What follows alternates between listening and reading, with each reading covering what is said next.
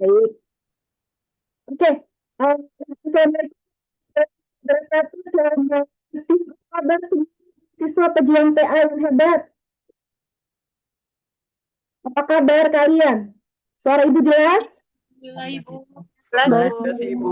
Ya, Semangat Bu. Ibu. Jelas, Bu. Jelas, Bu. Alhamdulillah ya. Jelas, Bu. Ya, Jelas. alhamdulillah kita bisa Jelas, ketemu jelas. lagi ya di Vicon kedua kita ya setelah kita kemarin bertemu di awal ya. Sekarang kita akan mengenalkan nih dosen-dosen eksternal. Nah, ini kalau saya buka bocor kadang ya. Maaf nih, tolong ya dibantu teman-teman ya. Ya, di mute ya. Mohon maaf, Ibu juga nggak fokus ini kalau ada bocor begitu, tolong dibantu ya. Jadi, rekan-rekan untuk kesempatan kali ini, Ibu akan mengenalkan dengan dosen-dosen eksternal ya, di mana banyak dari rekan-rekan itu juga dibimbing oleh dosen eksternal ya. Dan juga hari ini Ibu ingin memastikan apakah kalian masih ada yang belum mendapatkan dosen pembimbing. Karena minggu ini wajib semuanya harus dapat dosen pembimbing. Setelah ini nanti secara berkala kita akan masukin datanya ke si akad. Jadi bagi kalian yang nanya-nanya, Bu, kok data saya belum bisa akad, ya memang periode ini masih kita update terus gitu ya. Jadi belum ada datanya si akad, cuman teman-teman udah bisa nih bimbingan setelah teman-teman mendapatkan hasil dari yang Ibu share seperti itu ya. Nah, tadi ada coba diketik Febrian DJ. Iya ya. Udah, ada lagi nggak? Azarah Dewi, ditulis namanya ya. Oke, nanti Ibu catat ya, Ibu cariin ya. Oke, baik. Nah, kan yang mendapatkan dosen eksternal, izin saya ingin mengenalkan untuk dosen-dosen eksternal, Bapak dan Ibu ya. Di sini, mulai dari yang pertama, sudah hadir Bapak, mohon maaf ya, saya melihat dari yang ada di galeri saya ya, Bapak dan Ibu ya. Eh, saya saya kenalkan Bapak Made Adiana, Bapak Dokter Made Adiana. Bapak Dokter Made Adiana ini Bapak saya Edwin. Ya, ini Bapak Dokter Made Adiana. Nah, ini Bapak Dokter Made Adiana. Bapak boleh menyapa, Mbak. Silakan, Pak. Ini rekan-rekan yang itu ada yang dibimbing oleh Bapak Made Adiana. Ini Bapak Dokter Made Adiana. Ya, sudah bikin grup ya. Dengar-dengar Ibu ya sudah ada grupnya. Nah, silakan rekan-rekan untuk berkomunikasi dan memulai bimbingan dengan Bapak Made Adiana. Kemudian selanjutnya ada Bapak Turah Slamet. Assalamualaikum Pak Turah Slamet. Monggo menyapa Pak. Salam, selamat pagi. Selamat selamat pagi. Pagi, pagi, pagi. Di, di Amerika Pak Turah. Iya, Bu. Di Amerika Bapak. Enggak, Di Amerika. kita harus selalu semangat, Bu. Semangat pagi ya Iya. gitu. Oke, siapa di sini? Halo. Oh, ada sama itu Pak Tura. Ini ada Ridwan. Oke, baik. Ini Pak Tura ya. Oke, selanjutnya saya akan kenalkan ada Ibu. Ada Ibu Hani. Ada Bu Hani. Bu Hani. Oh, Bu Hani nggak ada. Oke, sekarang ada Ibu Prima. Bu Prima ada pun Bu Prima.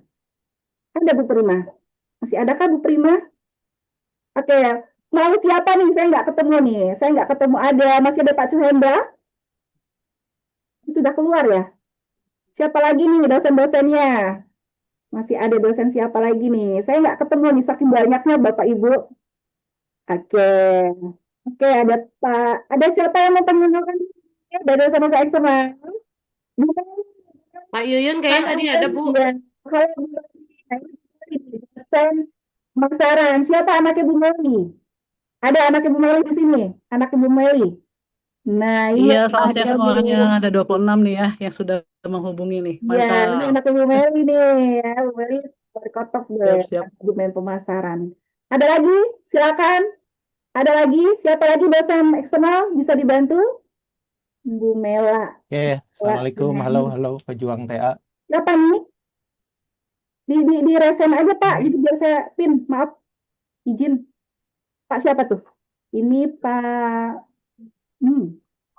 Pejuang saya siapa nih? Oke, assalamualaikum. Hadiansyah, Pak Hadiansyah, baik Pak Hadiansyah, Pak Pin, yo, ya ini siapa anaknya Pak Hadiansyah? Operasional, jagonya operasional. Waalaikumsalam warahmatullahi wabarakatuh. Ada nggak anaknya Pak Hadiansyah?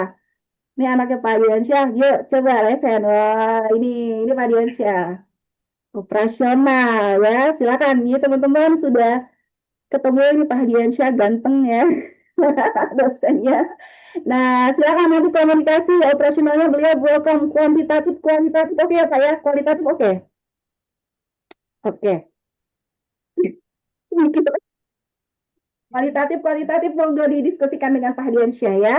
Baik, ada lagi siapa lagi? Bu Yani, mangga Bu Yani. Oh, Bu Yani, mangga. Saya pin dulu Bu Yani. Bu Yani ya, Bu Yani Keuangan. Assalamualaikum. Waalaikumsalam, Buana Bu Yani. Mana? Nah, ini Bu Yani. Mana anaknya Bu Yani? Ini keuangan. Ini keuangan ada. Jadi nanti anaknya Bu Yani saya yang uji, anaknya saya yang uji Bu Yani. Siap, siap Bu Dokter.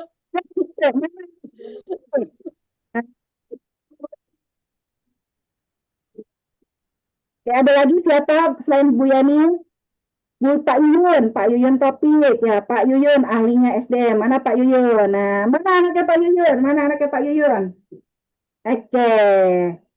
Ayo, mana Oke, anaknya Pak selamat Yuyun? pejuang TA ya. Semangat. Mana Pak Yuyun nih ya. Oke, SDM. Lagi? Siapa lagi? Pevasa, Pak Made ya. Oke. Kebetulan ini siapa lagi? Coba ada lagi dosen-dosen yang ingin mengenalkan diri? Baik. Ya, karena tadi tuh sempat sempat ketemu kita ya, karena mungkin ya slotnya cuma 300, jadi dosen-dosennya mempersilahkan gitu biar mahasiswanya masuk gitu ceritanya ya. Jadi walaupun mungkin nggak lengkap, namun sudah bisa dimulai untuk pertemuan, sudah. Oh, Pak Nur Wahidin ada, Pak Nur Wahidin mana Pak? Pak Nur Wahidin ada? Nur Wahidin mana Pak Nur Wahidin? Nggak ada Pak Wahid. Ada Pak Nur Wahidin, Pak Nur Wahidin, saya admin dulu. Oke, mangga Pak Nur Wahidin. Ayo, silakan Pak disapa Pak. Ya, selamat siang, salam semangat, dan pasti bisa lulus di semester ini. Amin. Bisa lulus. Gimana caranya kita upayakan ya. Makasih Pak Nur Wahidin. Ada lagi? Ada lagi dosen eksternal yang ingin kenalan? Yang pengen lihat gimana? Siapa lagi? Sebelum kita mulai ngobrol-ngobrolnya. Udah ya? Baik, ya udah kalau kayak gitu. Ada Bu Santi, gimana Bu Santi? Oke, Bu Santi mana Bu Santi? Iya, Bu. Assalamualaikum. Selamat Bu Santi mangga. selamat sore dan salam berkenalan buat semuanya para pejuang TA gitu ya.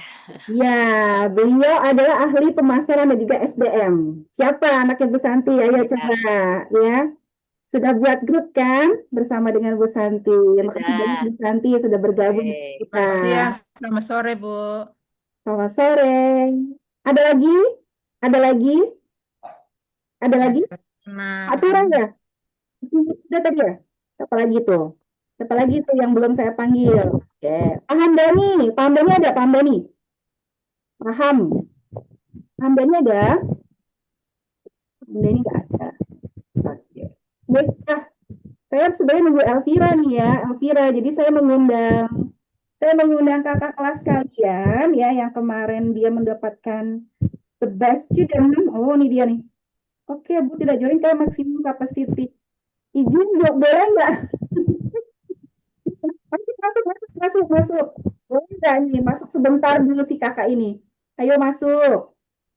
Iya, Live ya, Bu. Ya, izin ya. Jadi biar ayo masuk dulu si kakak ini nanti abis itu dia live. Ya, this is in live ya, Bu. Nah, iya Bu. Ya. Ya, masuk.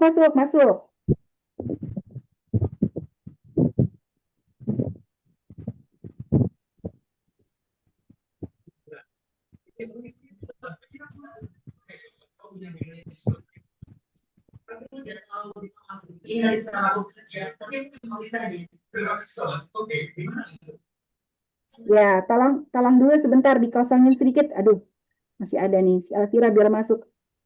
Elvira, Alhamdulillah, Elvira sudah hadir. Alhamdulillah. Oke, rekan-rekan, sebelum kita ngobrol-ngobrol lebih jauh ya, rekan-rekan, nggak apa-apa juga Nurawati, kalau mau ngobrol-ngobrol, kan kamu kan belum tahu panduan TA, ya kan? Ini hari ini kan kita juga menjelaskan mengenai panduan TA. Oke, rekan-rekan, di sini sudah hadir, bisa dibilang kakak kelas kali ya, Kak Elvira, ya. Kak Elvira ini adalah eh, lulusan di semester ganjil semester lalu, dan dia adalah best student kita dari Prodi Manajemen. Siap datang ke Jakarta, Kak Elvira? Insya Allah, Bu. Insya Allah, baik.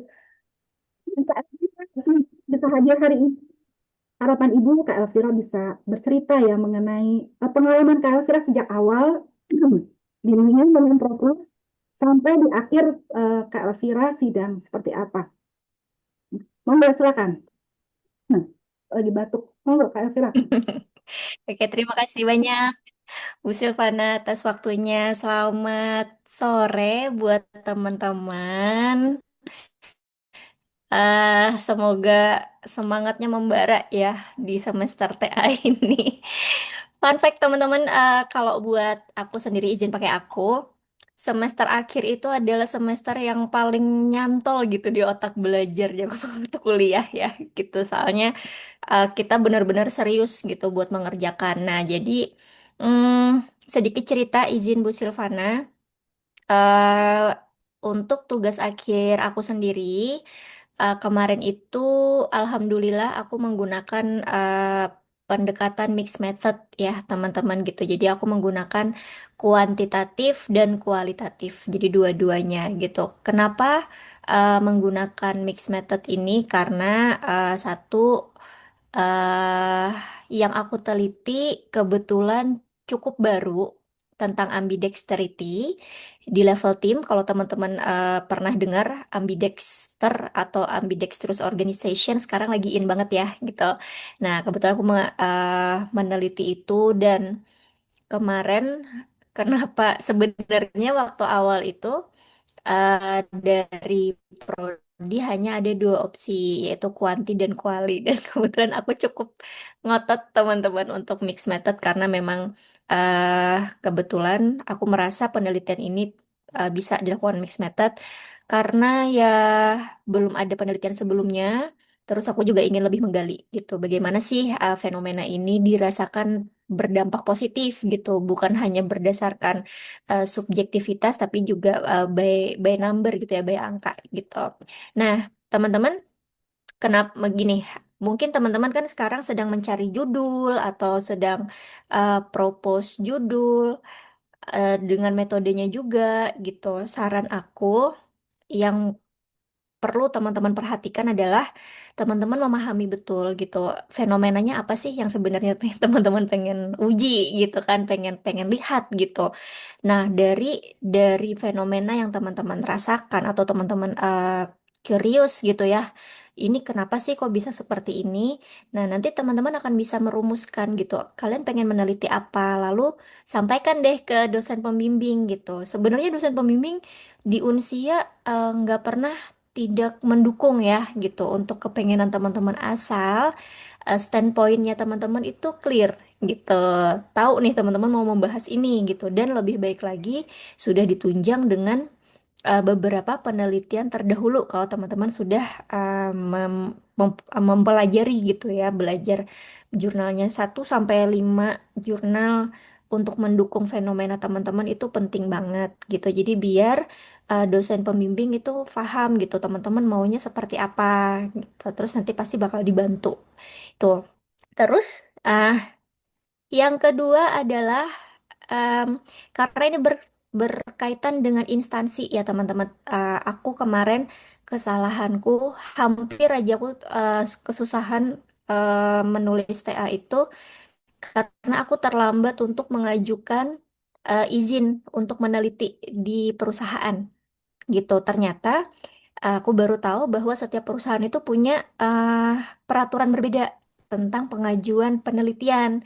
Ada yang hanya mengajukan judul, ada juga yang minta untuk draft bab satu itu juga disertakan. Ada yang sampai kalau misal pakai kuantitatif, ada yang sampai draft surveinya itu juga disertakan gitu. Nah, terus karena kita berhubungan dengan instansi yang waktu membalasnya itu lumayan butuh waktu ya dari mereka untuk memutuskan apakah boleh. Jadi sebaiknya kalau teman-teman sudah tahu mau meneliti apa, segera ajukan jika teman-teman menelitinya di instansi. Karena kemarin aku butuh waktu sekitar 1 bulan surat itu bisa keluar kayak gitu teman-teman. Nah, alhamdulillahnya di semester ini kan teman-teman lebih panjang durasinya. Jadi, tapi lebih baik sekarang juga untuk di ini gitu. Terus yang ketiga, ini teman-teman. Kemarin juga pembelajaran dari aku adalah waktu itu aku kurang mempersiapkan jurnal terdahulu gitu. Jadi, aku sudah tahu aku ingin meneliti apa. Terus aku paham bahwa penelitian yang akan aku lakukan ini adalah hal baru, tapi waktu itu aku terhambat dari aku sendiri. Aku tidak menyiapkan jurnal-jurnal terdahulu gitu. Maksudnya tidak eh, merasa, oh ada kok jurnalnya ada kok gitu. Tapi ternyata waktu aku kulik lagi ternyata tuh susah banget gitu teman-teman. Susah banget di kasus aku ya, belum tentu di teman-teman. Aku yakin kalau misalnya teman-teman temanya sudah cukup familiar lebih banyak gitu. Nah, kasusnya di aku terhambat waktu itu di jurnal-jurnal lama banget sekitar 2 bulan untuk mengumpulkan jurnal-jurnal yang memang relevan gitu. Nah, nanti teman-teman enaknya sekarang banyak banget hmm, platform-platform untuk mencari jurnal gitu. Misal teman-teman bisa pakai dulu aku pakai Research Rabbit atau Zotero kalau nggak salah juga ada ya Bu Silvana ya. Zotero atau teman-teman di Google Scholar itu yang kalian bisa cari di sana gitu. Nah, terus ini tips juga dari aku, kadang di dalam satu jurnal itu tidak memasukkan semua variabel yang teman-teman butuhkan. Nah, bisa juga teman-teman mencari per variabel, tapi pastikan variabelnya sama. Misalnya, kalau teman-teman sekarang sudah punya mengetahui variabelnya teman-teman, ada variabel X, kemudian Y, terus teman-teman pakai variabel intervening, itu boleh dipecah, teman-teman. Kayak misalnya X ke intervening, terus interveningnya ke Y. Nah, itu bakal mempermudah kalau teman-teman memahami variabelnya teman-teman. Tuh. Terus kendalanya di aku juga aku terlalu overthinking. Nah, ini juga yang kayaknya semua semua teman-teman aku itu juga mengalami. Jadi merasa harus sempurna. Aduh, ini permasalahan yang basic banget tapi ternyata cukup menguras waktu teman-teman. Jadi jangan takut ya gitu kalau misalnya teman-teman jangan memuat semuanya tuh di kepalanya teman-teman. Tulis aja dulu. Tulis aja dulu. Terus kalau misalnya ada waktu bimbingan langsung minta pendapat dari dosen pembimbingnya teman-teman gitu. Jangan menunggu yang di kepalanya teman-teman sempurna baru dituangkan, tapi tuangkan dulu baru segera minta feedback. Karena itu yang bikin kadang kita terhambat gitu. Terus eh kerjakan yang bisa dikerjakan. Waktu itu aku merasa, aku dulu taunya mengerjakan TA itu harus berurutan, bab 1, bab 2, bab 3, bab 4. Ternyata setelah mengerjakan ada loh part-part yang ternyata bisa dikerjakan tanpa harus berurutan. Contoh, di bab 4 itu kan di awal-awal adalah definisi dari organisasinya atau hal-hal yang teman-teman teliti itu teman-teman bisa cicil dari sekarang kalau misalnya teman-teman sudah tahu. Kemudian bab 1 kalau misalnya sekarang belum sempurna nggak apa-apa dilanjutkan dulu ke bab 2 ke bab 3. In the end of the time ternyata aku baru bisa memperbaiki bab 1 ketika bab 2, bab 3 dan bab 4 itu sudah jalan gitu. Oh alah ternyata ini bisa loh dimasukkan ke bab 1, bukan kita nunggu bab 1 sempurna baru bisa masuk ke bab 2, bab 3 gitu. Nah, jadi kalau teman-teman udah tahu struktur cheat code-nya, cheat code ininya aku rasa teman-teman bisa lebih cepat daripada kami kemarin karena aku sendiri merasakan aku tuh tertambat gitu ya. Aku harus sempurna dulu bab 1 baru ke bab 2 ternyata enggak gitu teman-teman. Nah, itu yang teman-teman harus ini kayak gitu. Terus yang ke selanjutnya saran aku juga penggunaan Mendeley ya. Kita pakai Mendeley untuk citasinya. itu masukan dari awal gitu untuk jurnal-jurnal yang teman-teman pakai. Karena kalau misalnya teman-teman merapikan di akhir, waduh itu susah banget kita harus mulai dari awal dan akhir-akhir. Dan ini kalau kalau semester aku dulu kami banyak salah dalam menulis apa ya namanya ya, sitasi di teks gitu. Nah, sekarang sepertinya sudah terupdate dari Bu Silvana dan dosen-dosen yang lain sudah mengupdate cara menulis citasi yang benar, AIII itu diperhatikan juga, jangan sampai salah, jangan apa dan lain-lain. Gitu-gitu pakai AIII. Terus TA, wah TA ini Sidang, teman-teman sidang, jangan sidang. takut. Sidang, sidang. Oh ya sidang, sidang, sidang teman-teman. Waktu sidang jangan takut. Ternyata ketakutan itu hanya ada di kepala kita. Ketakutan itu hanya ada di kepala kita. Justru dengan adanya sidang, menurut aku mulai terbuka ya. Oh banyak feedback yang aku dapatkan ketika sidang gitu. Artinya eh TA menurut aku bisa sebagus itu karena ada tambahan feedback-feedback dari dosen penguji.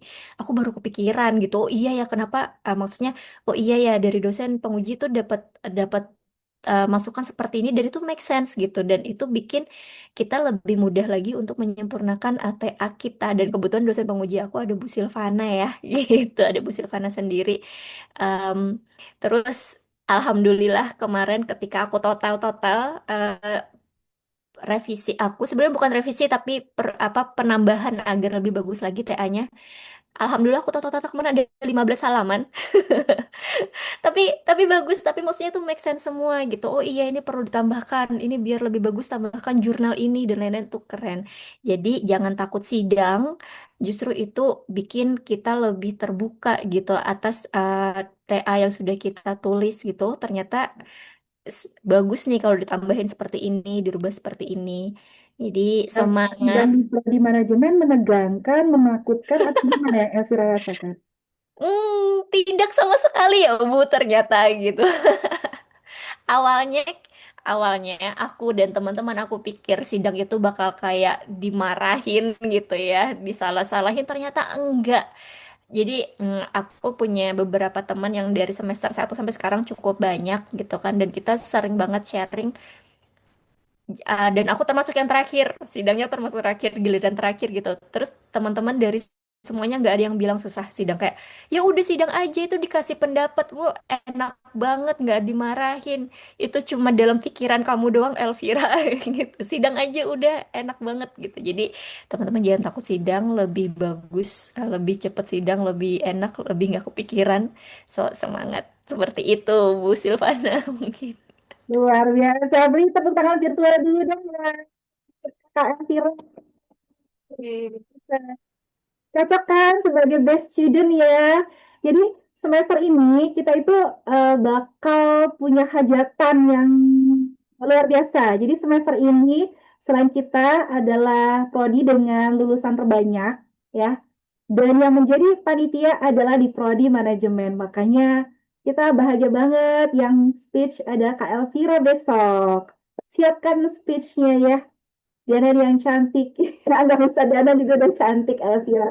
Jadi eh boleh nanti Ibu akan share live-nya acara acara apa namanya? Acara wisudanya ya. Nanti Ibu share-share di grup kalian ikuti. Wisudanya Unsia itu best deh. Selalu punya apa namanya? Ada ada cerita-ceritanya yang menarik, kemudian udah dipikirkan, kemudian keren, kekinian gitu. Jadi enggak seperti wisuda-wisuda yang konvensional, wisudanya itu sangat unik, artis-artisnya juga menarik, pokoknya dikemas menyenangkan. Elvira di mana? Posisinya di kota mana, Elvira? Saat ini lagi di Malang, Bu Silvana. Mungkin teman-teman ada yang di Malang boleh nih meet Ya, up. ada yang di mana? Iya, Kak Elvira bukan orang Jakarta, jadi dia nanti akan khusus didatangkan dari Malang ke Jakarta, ya. Oke, nanti yang speech. Oke, Kak Elvira makasih banyak ya sudah sharing hari ini. Ya mudah-mudahan ada sedikit gambaran sama teman-teman seperti apa ya. Jadi untuk di prodi manajemen, insya Allah kita udah punya sistem yang baik yang bisa membuat rekan-rekan itu bisa lulus tepat waktu. Asal teman-teman itu ada semangat dan motivasi dari dalam diri, semua kembali ke teman-teman. Sistemnya dibikin bagus, dosen-dosennya juga semuanya koordinatif gitu kan. Tapi kalau kalian sendirinya nggak ada upaya pun juga susah juga kan gitu ya. Nah, insya Allah nanti Ibu akan cerewet ya. Mohon maaf nih, Ibu tuh cerewet banget ya kayak emak-emak. Kalian dianggap anak sendiri gitu kan. Ya Elvira ya, Ibu banyak banget ngomong ya kalau di grup. Tapi justru keren banget Bu Silvana teman-teman. Jadi merasa sangat-sangat diperhatikan oleh dosen-dosen Indonesia tuh baru sekarang gitu kayak oh dosennya kok malah yang nyari-nyari kita gitu kan. Biasanya kita yang ngejar-ngejar dosen, ini dosen-dosen ngejar-ngejar kita. Tenang aja teman-teman. Dan kenyataan sebenarnya kan eh, walaupun kita bilang nggak ada tuh yang namanya dosen nggak ngejar-ngejar, tapi kenyataan kita ngejar-ngejar mahasiswa ya. Betul. Kontak gitu ya. Seperti itulah di Unsia ya. Tapi ya kembali lagi ke kalian itu semua. Kak Elvira, makasih banyak atas kebersamaan hari ini. Mohon maaf mengganggu liburannya. Ini bentar lagi mau wisuda. Mudah-mudahan dimudahkan semuanya Elvira bisa datang ke Jakarta. Oke, Amin. Terima sukses. kasih Bu. Coba kasih dikit setelah selesai sidang itu ada nggak impact di karirnya Kak Elvira atau masih sama atau gimana? Gimana kira-kira?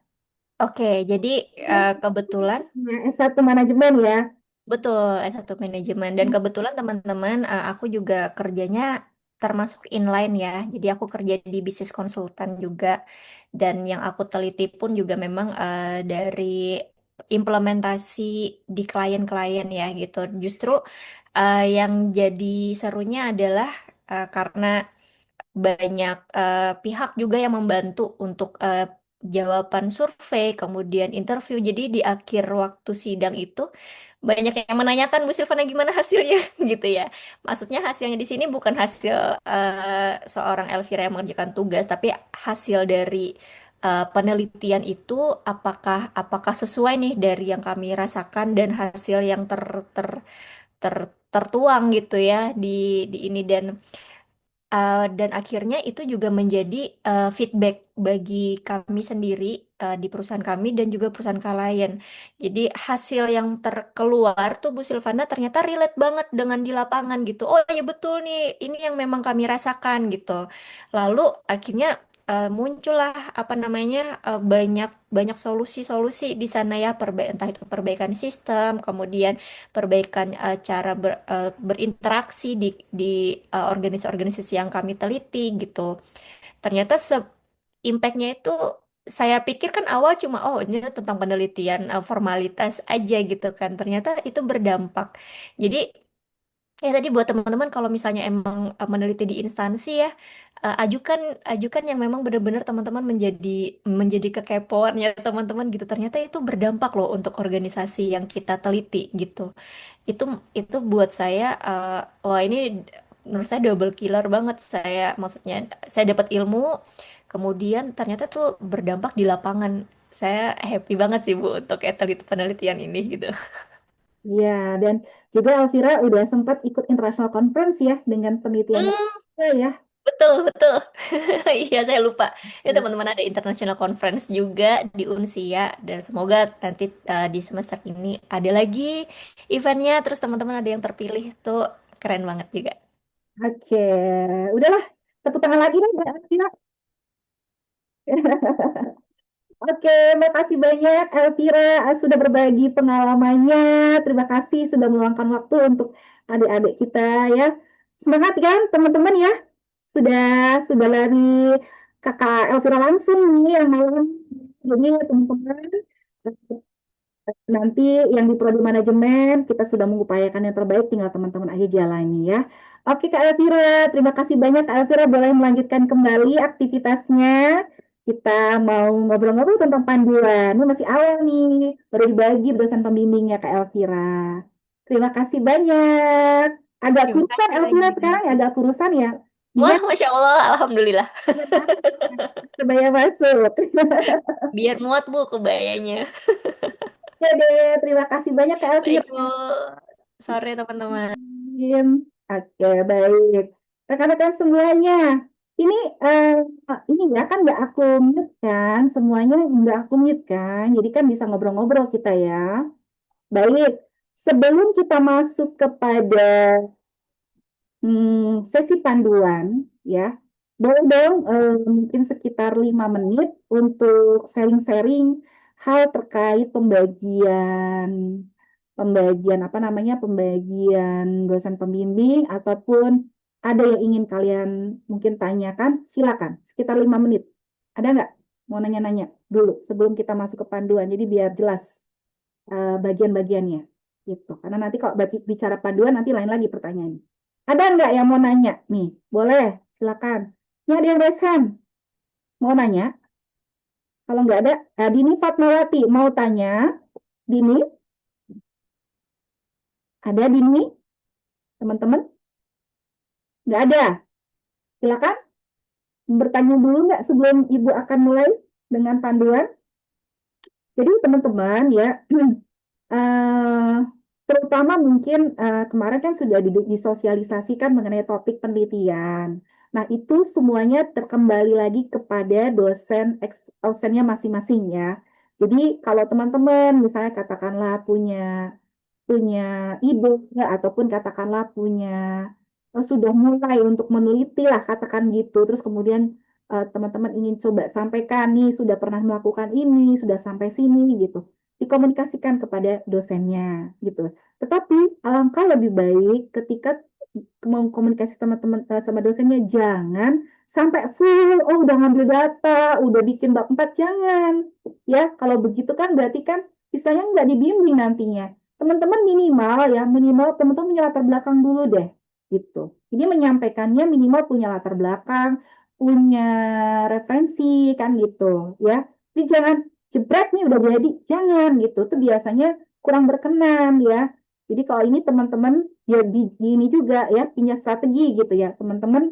Kalau misalnya teman-teman udah punya gitu, jangan semuanya dibikin sedikit-sedikit aja dulu. Biar nih dosen ini merasa dilibatkan gitu dalam penelitian itu gitu. Karena bisa jadi dia punya pemikiran lain.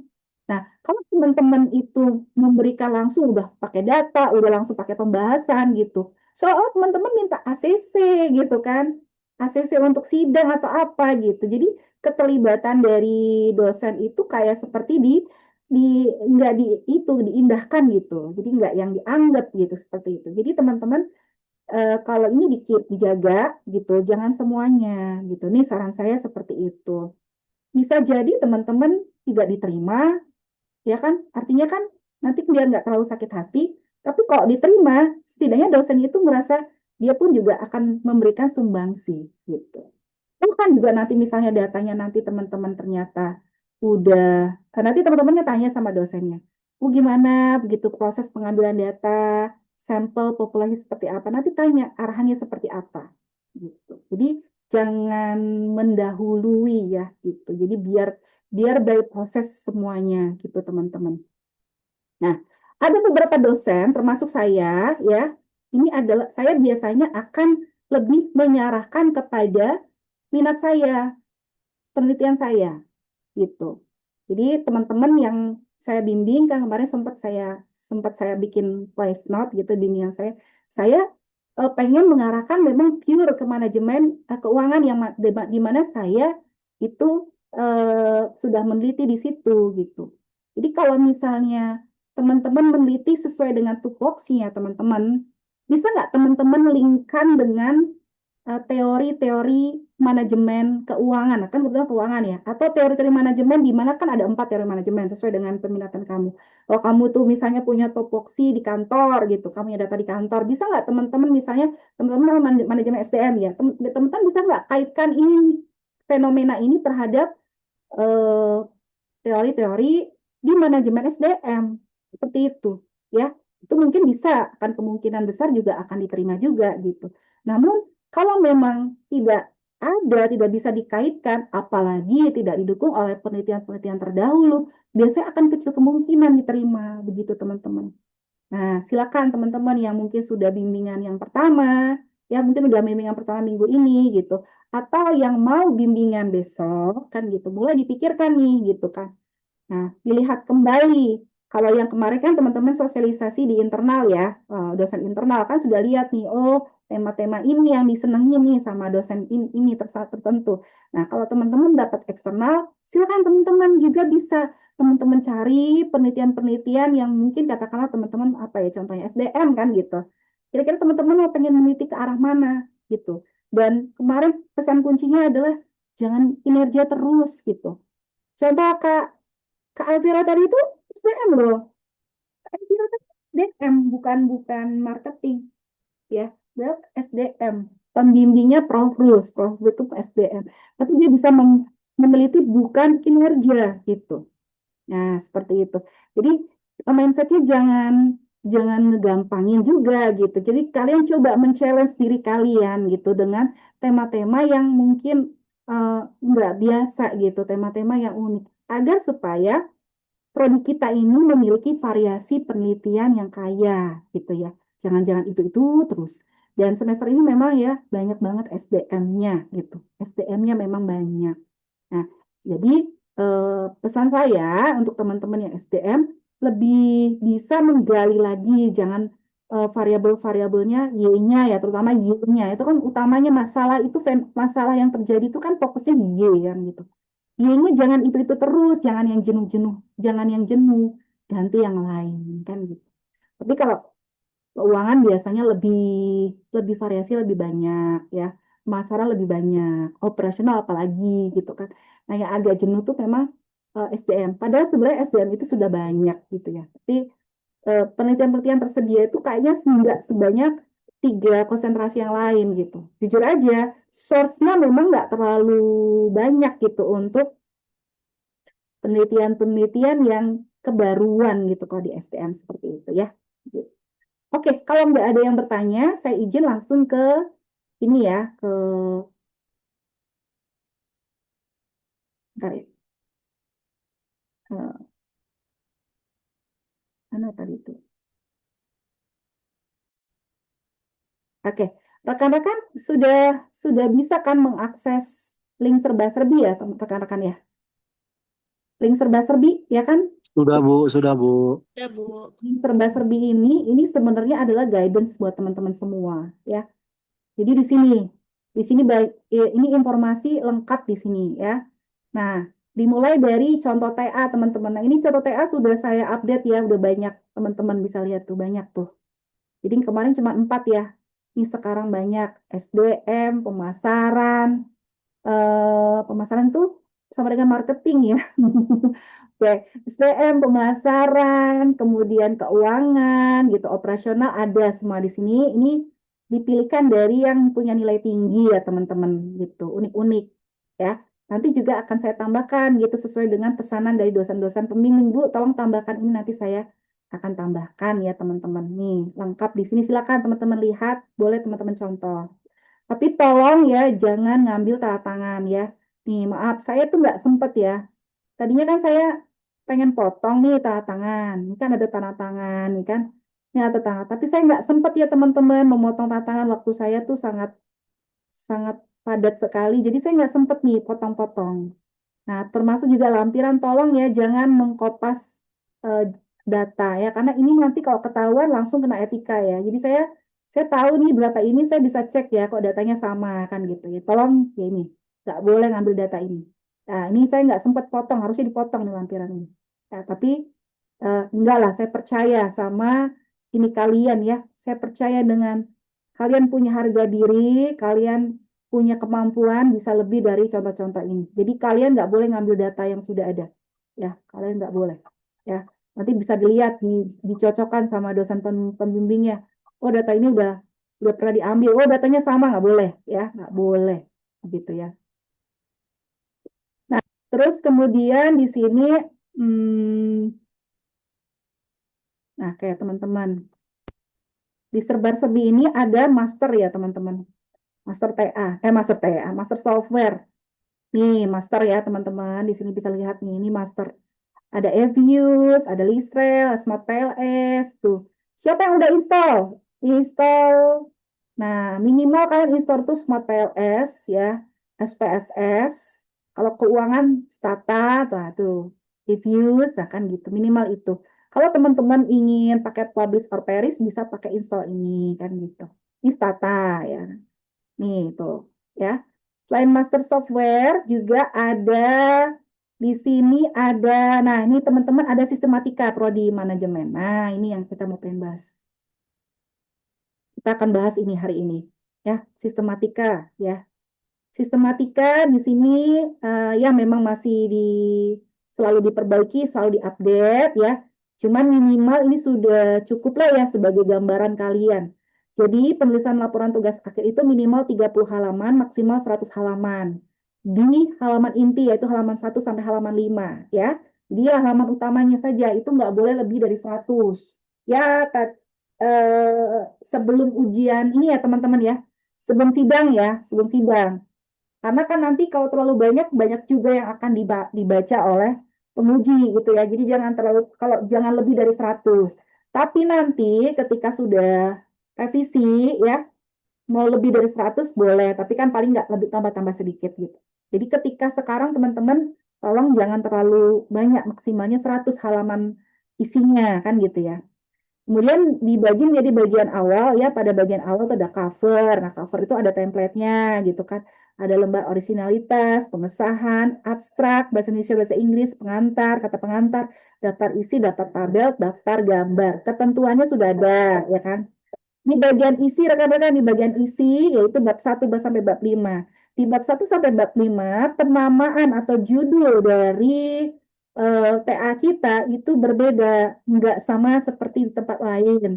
Namun teman-teman jangan mengubahnya, menyamakan dengan yang lain. Dan ini adalah sudah kesepakatan ya, jadi tidak boleh diganti. Bab 1-nya pendahuluan, bab 2-nya namanya landasan metode. Biasanya kan kajian pustaka ya rekan-rekan.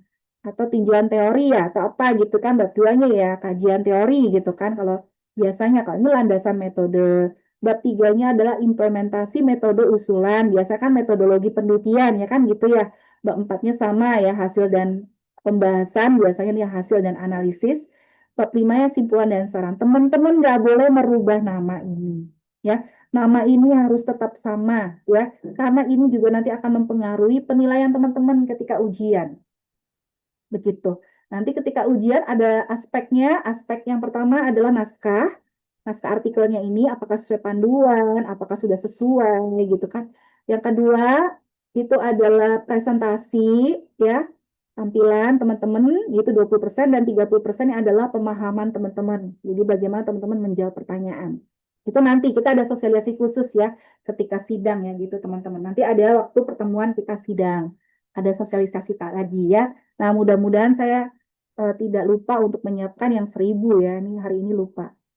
Kemudian di bagian akhir teman-teman yang perlu teman-teman perhatikan di sini ya, daftar pustakanya formatnya bukan format APA tapi IEEE ya. Boleh pakai Mendeley atau manual masih nggak apa-apa, welcome lah. Tapi lebih bagus gunakan Mendeley gitu ya. Kemudian ini adalah format penulisannya, marginnya, ukuran kertasnya gitu kan. Atas, bawah, kanan, kiri kan gitu.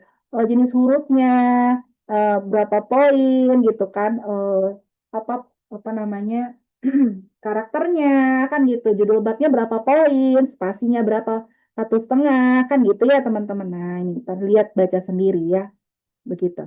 Nah sekarang kita masuk kepada sistematika bagian isi ya.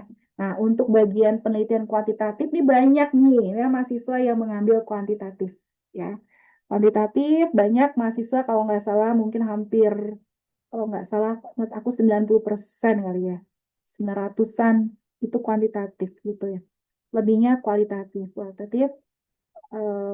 ada tapi sedikit banget gitu ya. Nah bagaimana teman-teman membuat bab 1 teman-teman, membuat bab 1 untuk penelitian kuantitatif, ini harusnya deduktif ya. Jadi untuk penelitian kuantitatif itu ada 4 komponen dalam latar belakang. Ya, jadi ada kuantitatif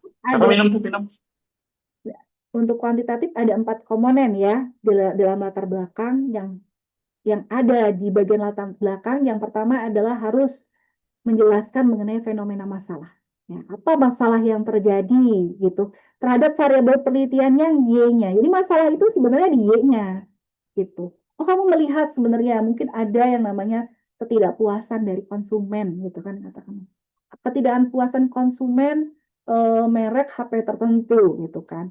Oh, ternyata semakin ke sini gitu kan orang-orang tidak iPhone minded gitu kan. Ternyata bisa kamu kan melihat kepuasan pengguna handphone iPhone misalnya seperti itu let's say ya gitu. Oh, ternyata menurun gitu kan. Kenapa menurun? Karena mungkin dari sisi fitur-fitur gitu kan, kok nggak ada peningkatan kan gitu. Dari sisi sisi mungkin katakanlah ini kok eh, harga ya gitu, kok udah banyak kompetitor-kompetitor dengan apa namanya dengan fitur yang sama tetapi harganya murah dan sebagainya gitu. Jadi masalahnya di Y-nya. Ada apa yang terjadi pada ketidakpuasan di penggunaan handphone iPhone itu kan gitu, iPhone itu kan gitu. Fokus dulu ke Y-nya teman-teman. Jadi jangan melebar ke X-nya gitu. Fokus ke Y-nya dulu.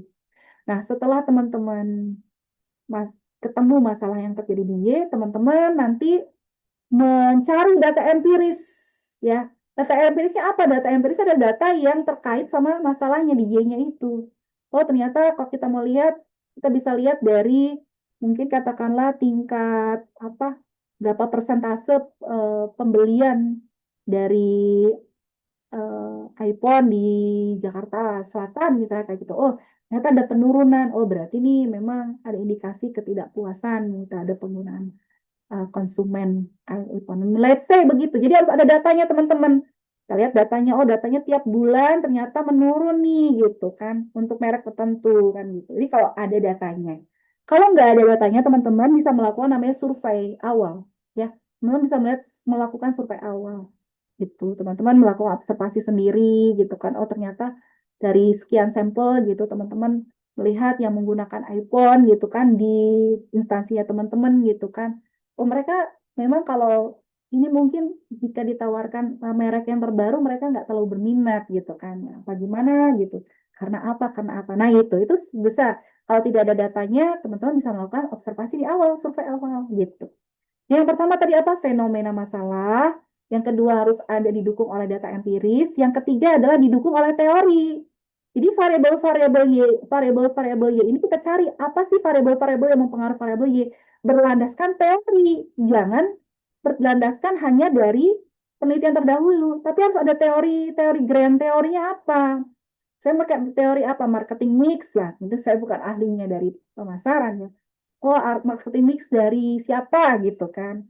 Siapa si pencetusnya kan gitu. Nah, itu. Oh, ternyata menurut dia gitu yang mempengaruhi kepuasan konsumen itu adalah ini. Nah, dan X1 dan X2 kan gitu. Oh, berarti penelitian. Nah, terus kemudian teman-teman ingin batasi penelitian ini, ingin fokuskan kepada X1 dan X2, kan gitu. Nah, sehingga dari itu teman-teman instead, oh ternyata X1 dan X2 ini yang nanti akan mempengaruhi variabel ini. Begitu teman-teman. Ya, jadi harus ada teorinya, dan yang terakhir harus ada gap risetnya. Penelitian ini harus punya gap riset. Kalau nggak ada literatur terdahulu, nggak bisa jalan teman-teman. Ya, kecuali kalau teman-teman ini S3 ya, teman-teman S3 punya novelty, biasanya sedikit. Nah, itu memang fungsinya di situ S3. Dia mencari hal-hal yang belum diteliti orang. Kalau teman-teman S1, teman-teman itu masih pemula, jadi harus didukung oleh penelitian-penelitian. Kalau teman-teman nggak punya penelitian, ya nggak bisa jalan. Bagaimana kita merumuskan hipotesis? Bagaimana kita merumuskan perumusan masalah? Kalau tidak ada penelitian-penelitian terdahulu. Jadi yang poinnya adalah ada penelitian terdahulu. Nah, yang dibilang si kakak tadi adalah, ini kan bab 1 ya teman-teman. Nah, kalau saya biasanya di awal mahasiswa saya suruh justru malah ke bab 2. Saya suruh cari penelitian terdahulu. Saya suruh mereka cari sebanyak-banyaknya ke sini. Ya, bisa saya pengen meneliti tentang tadi ya kepuasan iPhone, gitu, pengguna iPhone. Ya udah saya cari searching saya cari yang tepat gitu. Pasti udah ada tuh yang meneliti tentang kepuasan pengguna iPod, entah di Indonesia, entah di Malaysia, entah di lain-lain, entah di luar negeri dan lain-lain gitu loh. Itu teman-teman. Nah, baru dari situ saya kumpulkan, saya download jurnalnya, saya kumpulkan dalam satu folder, kemudian saya masukin ke dalam matriks ini, gitu. Saya cari satu-satu. Oh, penelitian satu pakai regresi linear berganda. Hasil penelitiannya, oh ternyata ada nih X1 yang pengen saya ambil. Tapi X2-nya beda sama saya. Nggak usah fokus X2-nya dia.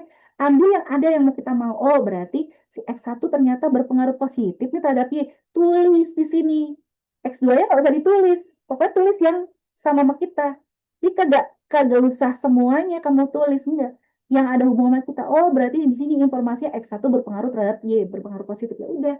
Kesamaan variabelnya berarti X1 dan Y kan harus ada kesamaan variabel dan seterusnya teman-teman sampai penelitian ini lebih banyak semakin baik.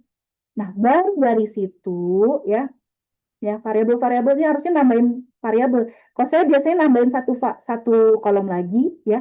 Jadi variabel-variabelnya apa, X-nya, Y-nya apa gitu. Habis itu dimasukin babel saya potong kolom yang itu gitu. Karena kita masih di babak awal kan. Jadi kita perlu mengidentifikasi Y-nya apa, X1, X2, X3 dan seterusnya kalau dia punya banyak X. Nah, setelah ini terkumpul teman-teman misalnya sampai 20 penelitian, 30 penelitian, 50 penelitian, saya akan minta kepada Mas Sam. Nah, kamu mau yang mana? Mau pakai yang mana? Bu, saya mau pakai ini, Bu. X1 yang ini, Bu. Kenapa? Belum ada, Bu, yang meneliti X1 dan X2 ini digabungkan di satu penelitian. Ini penelitian saya nggak ada, Bu. Ya udah, silakan masukkan. Oh ya, Bu, saya pengen meneliti X1 sama X2 ini, Bu. Nih, hampir kayak penelitian ini. Tapi saya masukin X3-nya di sini, Bu. X3-nya jadi interven. Silakan. Begitu loh. Kalau model flow-nya meneliti itu begitu. Jadi mulai dari sini sebenarnya. Terus ada ini didukung oleh ini dulu. Gitu teman-teman. Jadi setelah teman-teman itu sudah mendapatkan ini artinya berarti ada gap riset. Gap riset itu artinya apa? Ada ketidakkonsistenan hasil.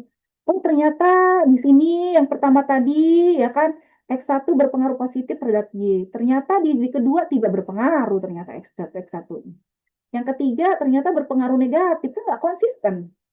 Nah, ketika masih ada ketidakkonsistenan, maka penelitian itu layak untuk diteliti. Itu yang namanya gap riset. Masih ada yang tidak konsisten. Tetapi, kalau kamu meneliti motivasi sama kinerja, ya, itu penelitian yang sudah jenuh. Kenapa? Yang motivasi kerja selalu berpengaruh positif terhadap kinerja. Itu nggak usah diteliti lagi. Itu penelitian yang ada jenuh. Kalau masih ada motivasi kerja tidak berpengaruh atau tidak berpengaruh negatif, itu dipertanyakan. Jadi jangan lagi meneliti variabel tersebut. Itu variabelnya sudah jenuh. Nggak ada gap risetnya. Bisa menebak arahnya kemana. Itu teman-teman. Ya, gitu. Jadi ini tuh menurut saya utama. Ini harus dikejar dulu. Mengumpulkan penelitian-penelitian. Nah dari situ baru mahasiswa berkata, oh ya Bu ya, ternyata enak ya Bu ya meneliti itu ya. Ternyata saya jadi tahu ya ternyata si Y ini juga dipengaruhi oleh ini. Ya udah Bu, saya nggak jadi pakai tupoksi saya Bu, pakai sini aja gitu. Jadi dengan kesukarelaan gitu. Ya. Dan kalau menurut saya nih ya kan itu kembali lagi ya. Kalau saya kan karena keuangan ya teman-teman. Keuangan ya. Kalau Kak ini kan dia SDM, mungkin dia kan akan kepake nanti di kerjaannya dia, diharapkan diekspek pakai di dia gitu. Tapi kalau bagi saya kan teman-teman mungkin tidak pernah belajar secara lebih dalam mengenai keuangan kan kemarin kan gitu ya, perilaku keuangan atau pasar dan lain-lain gitu. Jadi ya udah di skripsi inilah, di tesis, di tugas akhir inilah, ini ajang kalian untuk belajar gitu di situ. Nah, kembali lagi masing-masing dari dosen pembimbingnya, masing-masing. Nah, gitu teman. Nah, kemudian kita masuk kepada tadi bab 1 ya teman-teman. Tadi kan sudah dijelaskan ada 4 komponen ya, fenomena, data empiris, didukung oleh teori, kemudian menjelaskan faktor-faktornya Y itu seperti apa, dan kemudian ada gap risetnya. Selanjutnya di sini ada rumusan masalah. Nah, dari situ teman-teman, ini kan biasanya ada identifikasi masalah ya, tapi kalau di sini langsung rumusan masalah. Nah, di sini teman-teman baru di sini teman-teman ingin merumuskan masalahnya seperti apa. Nah, kebiasaan kita itu masih dalam bentuk kalimat pertanyaan, bukan pernyataan ya teman-teman. Kita masih pertanyaan. Jadi seperti apakah terdapat pengaruh X1 terhadap Y gitu. Apakah terdapat pengaruh X2 terhadap Y?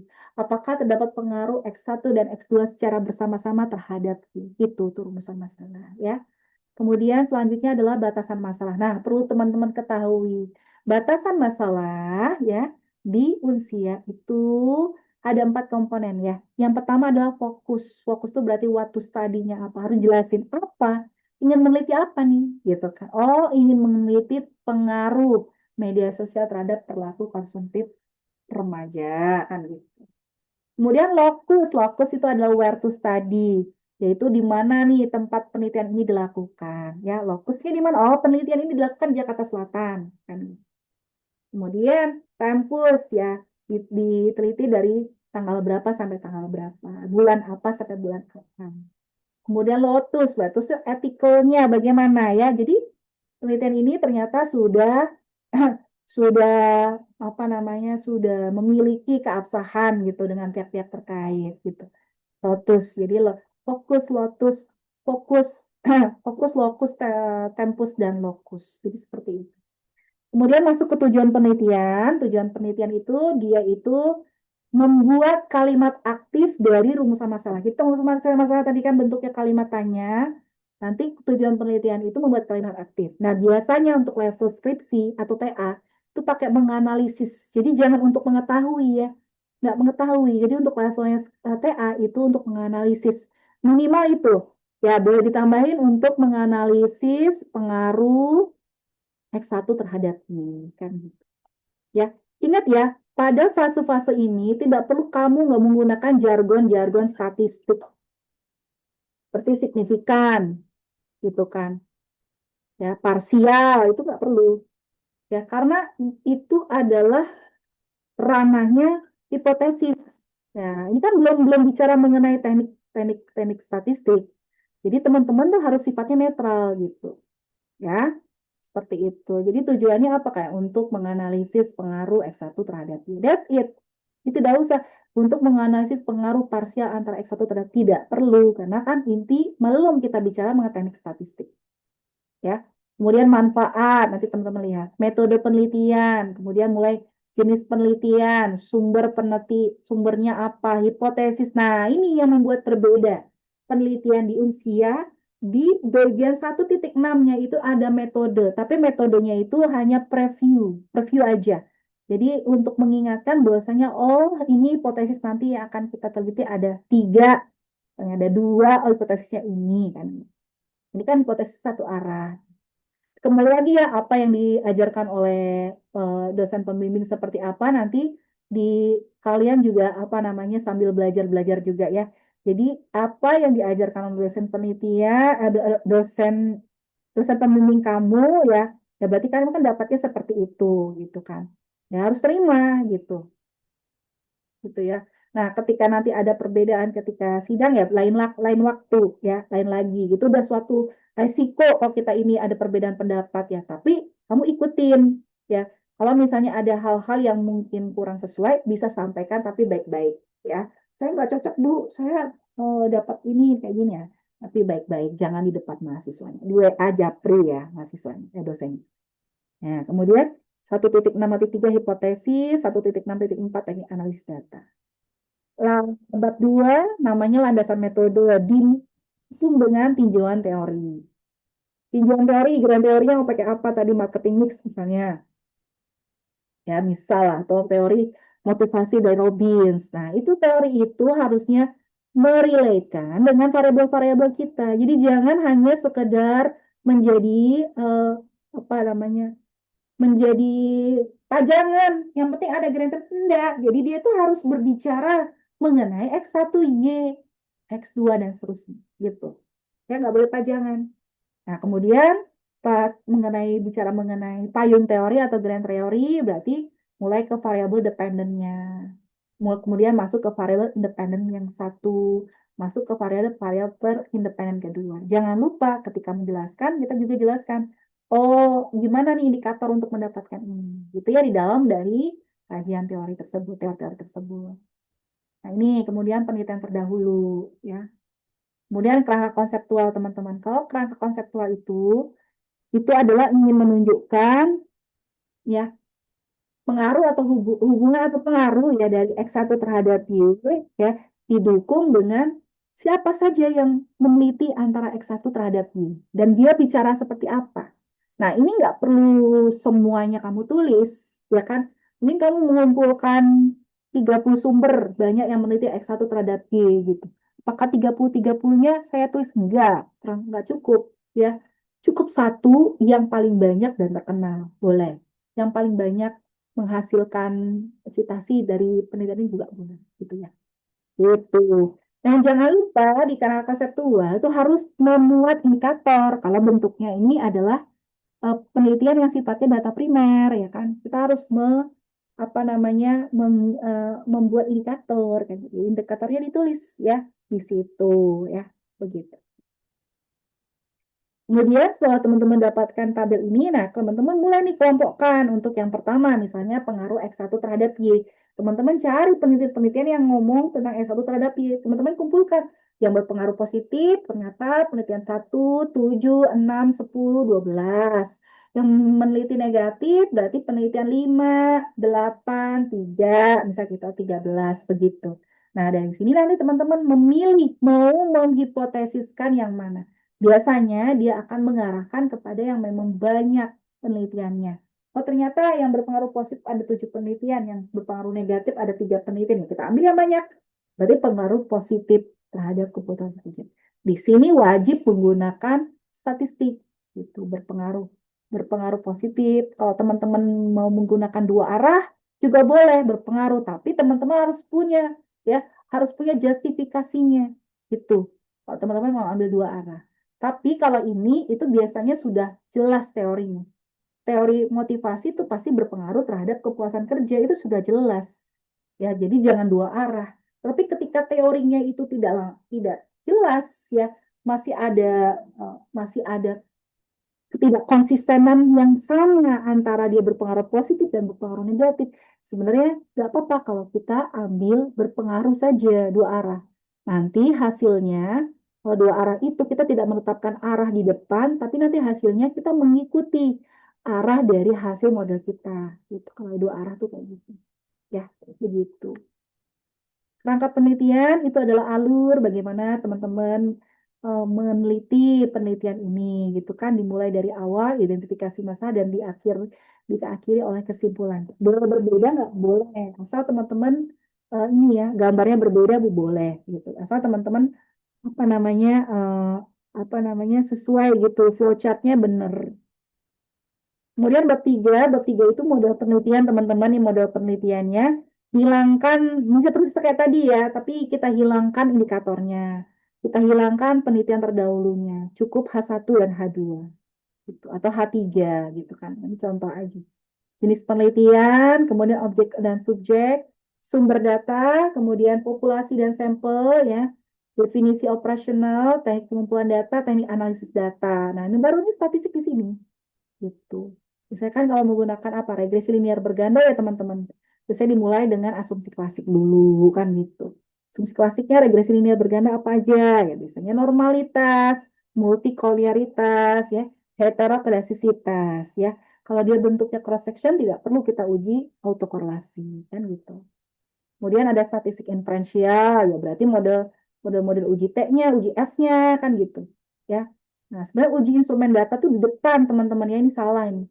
Ini di depan ini inferensial tuh harusnya di awal dulu inferensial, statistik deskriptif, harusnya uji asumsi klasik, kemudian statistik deskriptif atau kebalik dulu statistik deskriptif, uji instrumen data, validasi dan reliabilitas kalau datanya ada indikatornya kan gitu.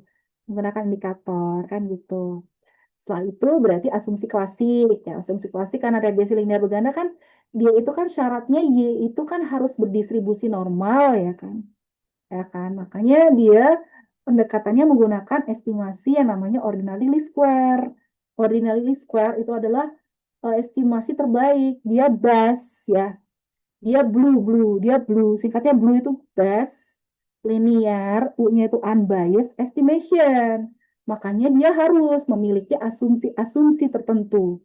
karena dia ada yang best. Nah, kalau dia nggak memenuhi asumsi normalitas, berarti harus dilakukan yang namanya treatment. Gitu. Kalau treatment nggak bisa, ya jangan pakai regresi linear berganda, gunakan yang lain, structural equation modeling. Nah, nanti Bu Silvana akan ajarkan kalian menggunakan structural equation modeling dengan menggunakan ISTAT. Ya, jadi bukan AMOS lagi. Atau 4PLS itu lebih mudah banget. Sangat mudah, karena dia menggunakan AI. Jadi teman-teman newbie aja pasti bakal bisa, karena nggak ada ngegambar ya, cuma masukin doang. Pakai aja, jangan hanya terpaku pada metode yang itu aja. Itu coba yang baru, challenge. Waktu kebanggaan sama kalian, kalau misalnya kalian itu, gue metodenya beda dong, menggunakan iStat, gitu, menggunakan software lain, gitu. Nah, gitu ya teman-teman. Itu pasti kalian akan ada kebanggaan. Ya, sama kayak Kak Elvira tuh, dia beda banget ya. Beda banget itunya penelitiannya ya teman-teman. Dia ada kebanggaan. Kita masuk ke bab 4, hasil dan analisis. Nah, mulai dari hasil analisis, masuk di pertama itu adalah gambaran umum perusahaan atau organisasi. Nah, teman-teman di sini, ketika teman-teman bikin gambaran umum perusahaan atau organisasi, itu teman-teman bikin gambaran umumnya itu jangan hanya sekedar menjelaskan tempat, berapa banyak karyawan, enggak. Tapi teman-teman harus bisa dijadikan modal atau modal untuk menganalisis di pembahasan nanti. Ya, gitu. Jadi kaitannya dengan apa yang perlu dibahas kan gitu. Jadi hati-hati juga. Jadi jangan sesuatu itu cuma sekedar formalitas, yang penting ada enggak. Tapi sebenarnya urutan-urutan itu ada maknanya, ada maksudnya, dia akan terpakai gitu. Dia akan selalu memberikan informasi ya untuk yang ke bawah-bawahnya begitu. Kemudian 4.2 analisis deskriptif responden ini kalau dia menggunakan data primer ya. Kalau teman-teman tidak menggunakan data primer, teman-teman boleh menjelaskan deskriptif mengenai perusahaan-perusahaannya, saham-sahamnya. Kalau teman-teman menggunakan sekunder biasanya keuangan ya. Gitu. Nah, setelah ini teman-teman masuk ke hasil penelitian, uji instrumen, validitas, reliabilitas, kemudian asumsi klasik kan gitu. Kemudian uji keserempakan, kemudian uji koefisien determinasi, uji T, uji regresi linear. Urutan ini sebenarnya nggak pakem sih, tapi yang penting jangan salah ya. Yang pertama harus uji validitas dulu, jangan di bawah uji validitas. Validitas reliabilitas harus di atas, kemudian asumsi klasik itu biasanya sebelum analisis regresinya baru di sini gitu. Kadang orang kan masuk uji persamaan regresi dulu kan gitu kan. Habis persamaan regresi uji F, kemudian uji T kan gitu. Habis itu koefisien determinasi belakang. Boleh, itu nggak ada patokannya ya. Nah, ketika kalian di sini 4.3 ya, analisis dari hasil itu wajib kamu jelaskan analisisnya. Misal uji validitas gitu kan. Oh, ternyata nilai menggunakan uji korelasi Spearman ya. Ya, jadi korelasinya dipakai Spearman correlation bisa, atau teman-teman menggunakan product moment juga bisa ya. Boleh gitu kan. Itu teman-teman jelaskan di sini analisisnya apa. Oh, karena nilai p-value kurang dari 5%, maka hasilnya valid kan gitu. Oh, kan nilai alpha Cronbachnya sekian, oh berarti dia reliable gitu. Itu di sini ya teman-teman. Gitu. Jadi bereskan semua analisis statistik itu di 4.3.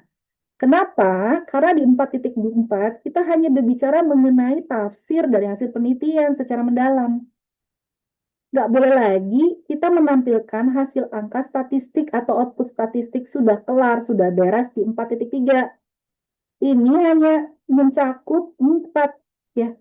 Jadi pembahasan itu kan membahas mengenai apa yang sudah kamu rumuskan tadi ya kan.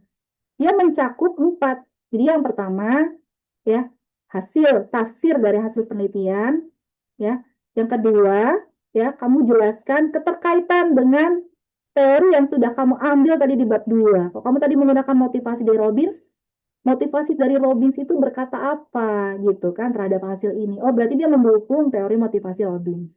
Nah, kemudian kamu jelaskan teori motivasi Robbins itu menganalisis apa terhadap ini. Terus yang ketiga, ya, yang wajib kamu lakukan yang ketiga, itu adalah Yang ketiga yang kamu lakukan itu adalah kamu mengkaitkan dengan penelitian-penelitian terdahulu. Yang kotak kamu bikin itu harus kamu tarik kembali. Oh ternyata hasil penelitian saya X1 berpengaruh terhadap Y. Berarti mendukung penelitian yang di kotak itu penelitian 10, mendukung penelitian 2, mendukung penelitian 8, gitu. Jadi si kotak itu akan kepakai terus sampai belakang. Gitu. Bertentangan atau tidak sesuai dengan penelitian 3, bertentangan dengan penelitian 7 dan sebagainya. Jadi kan 3 ya, 4 ya. Jadi yang pertama menafsirkan hasil penelitian, terus yang kedua adalah merelevankan dengan metode teori, terus yang ketiga adalah mendukung atau menolak penelitian siapa yang sudah kita tulis di situ, dan yang terakhir wajib ada implikasi manajerial. Itu sebenarnya kamu orang manajemen harus ada implikasi manajerial. Ketika sudah dapat hasilnya seperti itu, X1 berpengaruh terhadap Y, apa implikasi manajerial yang kamu bisa berikan terhadap institusi atau organisasi? Seperti itu harus ada. 4 komponen itu terhadap pembahasan. Nah, kalau perumusan masalahnya itu ada 4, berarti pembahasannya ada 4. 4.4.1, berarti pengaruh X1 terhadap Y. Nah, teman-teman tulis analisisnya, ada 4 komponen tadi. 2, pengaruh X2 terhadap Y. Tulis analisis ada 4 komponen. Itu. Kalau di prodi kita, begitu sistematikanya. Paham ya teman-teman ya? Ya. Nanti teman-teman bisa lihat tuh contoh-contoh TA yang sudah ada. Dia sudah memenuhi. Itu teman-teman ya. Jadi nggak ada lagi statistik dalam bab 4-nya. Terus kemudian bab 5 ya. Bab 5 itu simpulan dan saran. Simpulan itu membahas apa yang ada di rumusan masalah. Kalau rumusan masalah ada 4, berarti ada 4 kesimpulan. Jangan nambah. Kalau misalnya rumusan masalahnya ada 3, jangan jadi 2 gitu. Jadi harus sama. Dan dia menjelaskan kesimpulan dari hasil yang kita dapatkan. Dan saran mah biasa. Ya, implikasi manajerial juga, tapi dirangkum lagi di sini. Begitu teman-teman. Nah, ini outline-nya untuk kuantitatif. Ini untuk sekarang kualitatif. Banyak yang kualitatif nggak di sini? Nah, kualitatif ya. Untuk kualitatif juga bisa ya, beberapa dosen ya, bisa beberapa dosen kualitatif menerima ya, gitu. Nah, kalau untuk kualitatif ya, sama ya, sebenarnya sama bentuknya, ada bab 1, bab 2, bab 3-nya sama gitu. Tapi ketika di latar belakang, cara pandang dia itu tidak deduktif, bukan dari umum ke khusus, tapi dibalik, dia dari khusus ke umum, dia induktif. Jadi dia bicara dulu mengenai masalah yang terjadi di masalah yang terjadi di subjek penelitiannya ini gitu. Baru diangkat ke umum. Kalau yang ini yang kuantitatif bicara dulu secara umumnya bagaimana, baru ditarik kepada yang khususnya. Tapi tidak terlalu lama, cuma sebentar lah, 1 paragraf lah ibaratnya yang awal-awalnya itu. Gitu sih ya bahasanya. Ya. Landasan metodenya, kemudian implikasi manajerial, implikasi metode usulannya, desain penelitiannya dia juga berbeda dengan kuantitatif ya. Ada studi kasus, fenomenologi, etnografi, grounded theory gitu kan. Ada metode deskriptifnya juga kan gitu, macam-macam sih.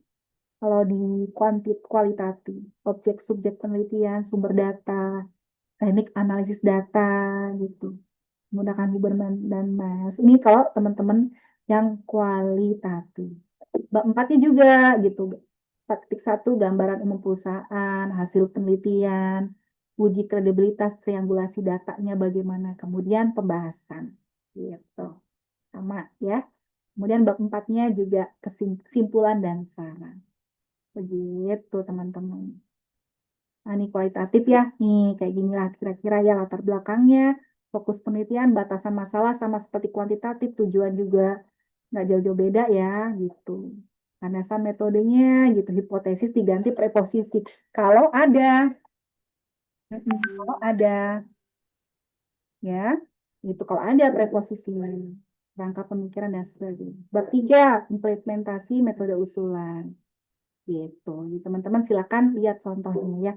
Mungkin masih sedikit contoh-contoh yang kualitatif ya, kayak baru 1 saya masukin. Ya, nanti saya cari lagi ya, karena kalau nggak salah itu satu yang SDM kualitatif. Nanti coba saya cari satu yang pemasaran sama operasional ada, operasional juga kualitatif ada. Ini sudah ada kualitatif operasional, kualitatif SDM, yang belum ada kualitatif pemasaran ya. Tapi yang keuangan nggak ada kualitatif. Tahun semester lalu tidak ada yang kualitatif keuangan. Terakhir ya teman-teman. Nah, terakhir teman-teman sedikit lagi. Belum tanya jawab. Terakhir. Oke, teman-teman di serba-serbi TA ini ada juga template ya teman-teman. Template.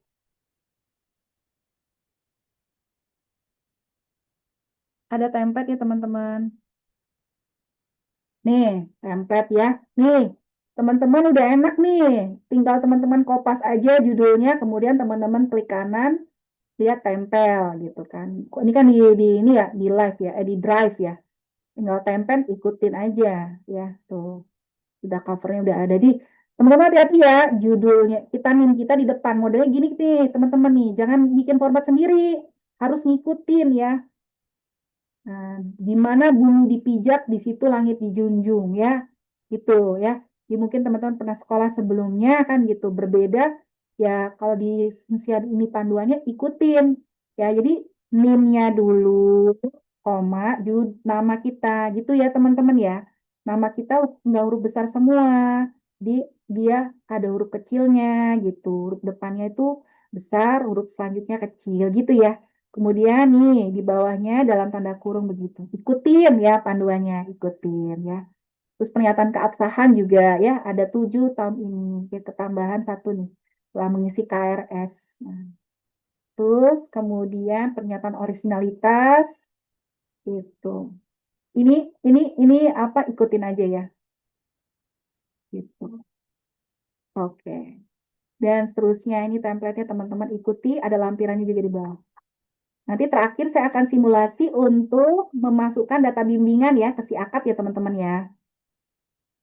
Boleh nanti teman-teman latih apa?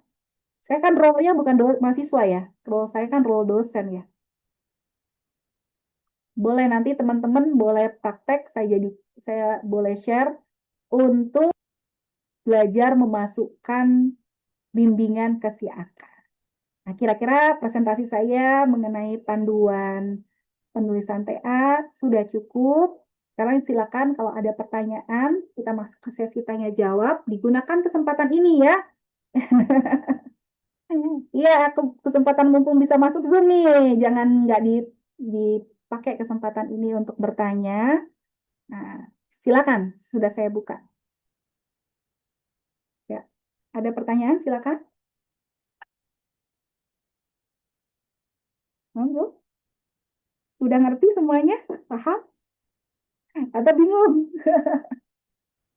Ada dua kemungkinan ini nggak tanya, bingung nih. Paham, Bu. Paham ya? Dicoba ya. Udah. Nggak perlu ada pertanyaan. Nggak ada pertanyaan sama sekali. Ada, Bu. Izin, Bu, bertanya, Bu. Siapa yang Eh, saya Haidar, Bu. Izin, Bu, bertanya. Saya kan rencana mau ngambil di tema manajemen operasional, Bu. Ya. Namun karena saya diplot di Pak Joko, yang mana Ibu share Oh, itu di concern beliau manajemen SDM sama kuantitatif, itu baiknya gimana ya, Bu? Apakah saya tetap ngambil tema ya. manajemen operasional karena saya sudah punya judul sih. Mm-mm. Apa saya punya ketertarikan juga sebenarnya sama manajemen SDM mungkin terkait kepemimpinan. Menurut Ibu, baiknya untuk kemudahan dan kelancaran proses saya mengikuti Benar. keahlian yang sedang difokuskan sama dosen pembimbing atau bagaimana, Bu? Terima kasih, Bu. Oke, Mas. Eh, ini kembali lagi ke Mas Haidar ya. Semua ini karena masih awal ya. Karena saran saya sih kalau sudah dibagi, baiknya jangan pindah dong ya. Itu.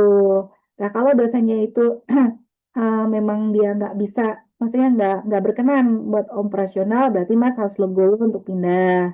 Tapi di sisi lain, kalau Mas memang sudah merasa yakin banget nih soal penelitian ini, ya berarti harus izin sama dosennya, pembimbing yang sekarang untuk dipindahkan ke operasional. Karena nggak akan maksimal, Mas. Kan Mas cuma satu yang di operasional, sedangkan yang lain beliau kan ada pemasaran dan juga SDM kan ya. Iya Ketambah betul satu Bu. lagi operasional. Kasihan, Mas. Bagaimana cara membagi bimbingannya? Kan itu kan subjek yang berbeda gitu. Pendekatannya berbeda, nggak bisa. Itu paling nanti dipisah antara SDM dan juga pemasaran. Nah, Oh iya, dan satu baiknya berarti operasional tidak dong kelas dia, beliau nanti. berarti baiknya ini aja ya Bu, menyesuaikan. Walaupun di list sih sebenarnya saya tetap dibuat di manajemen operasional Bu, walaupun beliau itu kan Ya, konsentrasinya di manajemen SDM di kuantitatif gitu. iya. Jadi saya mengikuti fokusnya beliau aja Bu ya, pindah Iya, ke manajemen iya, SDM ya. ini aja. Kamu ketetapan kamu bagaimana? Sudah cocok dengan dosen tertentu? Kalau sudah merasa cocok, yakin ya Bismillah kan gitu. Ya udah, berarti kamu yang mengganti. Tapi kalau kamu misalnya tetap pengen pengen yang di operasional ya berarti nanti ibu akan carikan di operasional. Tapi kayak operasional udah banyak juga ya. Operasional yang eksternal itu ada Bu Prima dan juga Pak Hadiansyah. Tapi sepertinya juga udah banyak gitu. Gitu. Monggo aja, Oh, kamu istiqaroh. berarti saya kebetulan juga punya ketertarikan Bu sama manajemen SDM di Nah, topik kepemimpinan. Jadi mungkin saya karena di list itu masih tertulis manajemen operasional Bu, tapi saya dibimbing oleh Pak Joko. Jadi nanti mungkin walaupun belum kan saya nggak bisa ganti datanya Ibu izin Bu, karena itu kan data dari Ibu selaku KTBA. Saya masih tertulis manajemen operasional, sementara saya di Pak Joko. Jadi mungkin saya akan ganti ke manajemen SDM aja Bu. yes. Ya, mulai dari sekarang Ya. cari jurnal. Kamu pengen kepemimpinan, kamu search dulu di misal Google Scholar ya. Aku dulu tuh punya punya software namanya Publish or Perish. Tapi kan akhir-akhir ini kayak Publish or Perish saya tuh udah habis license-nya gitu. Jadi sekarang saya nggak pakai Publish or Perish lagi, tapi pakai Google Scholar biasa. Nih, saya kasih tahu ya. Mau lihat caranya? Kamu tadi Oh boleh Bu, boleh Bu. kita Terima demo kasih. ya. Demo ya. Nih, coba nih. Hmm, demo ya. Nih, mau menjelang-menjelang. Nah, ini. Misalnya nih, saya tambahin di sini. Ini Scholar. Udah kelihatan nggak? Google Scholar. Gampang kok. Tuh. Ya, lihat nggak? Lihat nggak nih Google Scholar? Udah kelihatan. Nih, klik nih Google Scholar. Nih, Google Scholar tuh Google Cendikia. Tuh, gitu kan? Kamu tentang apa, Mas? Kepemimpinan?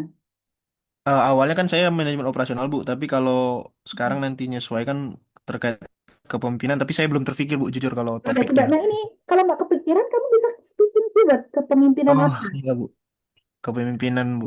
Di mana? Kepemimpinan di mana? Coba Gaya kepemimpinan fokus, mungkin, lokus, gaya tempus, lotus. Coba, kepemimpinannya mau di mana? eh, pengaruh gaya kepemimpinan terhadap Gaya apa ya? Saya kepemimpinan. masih bingung sih sebenarnya Bu. Gaya Masih kepemimpinannya mau di mana? Di instansi kamu. iya di instansi saya Bu. Apa itu namanya?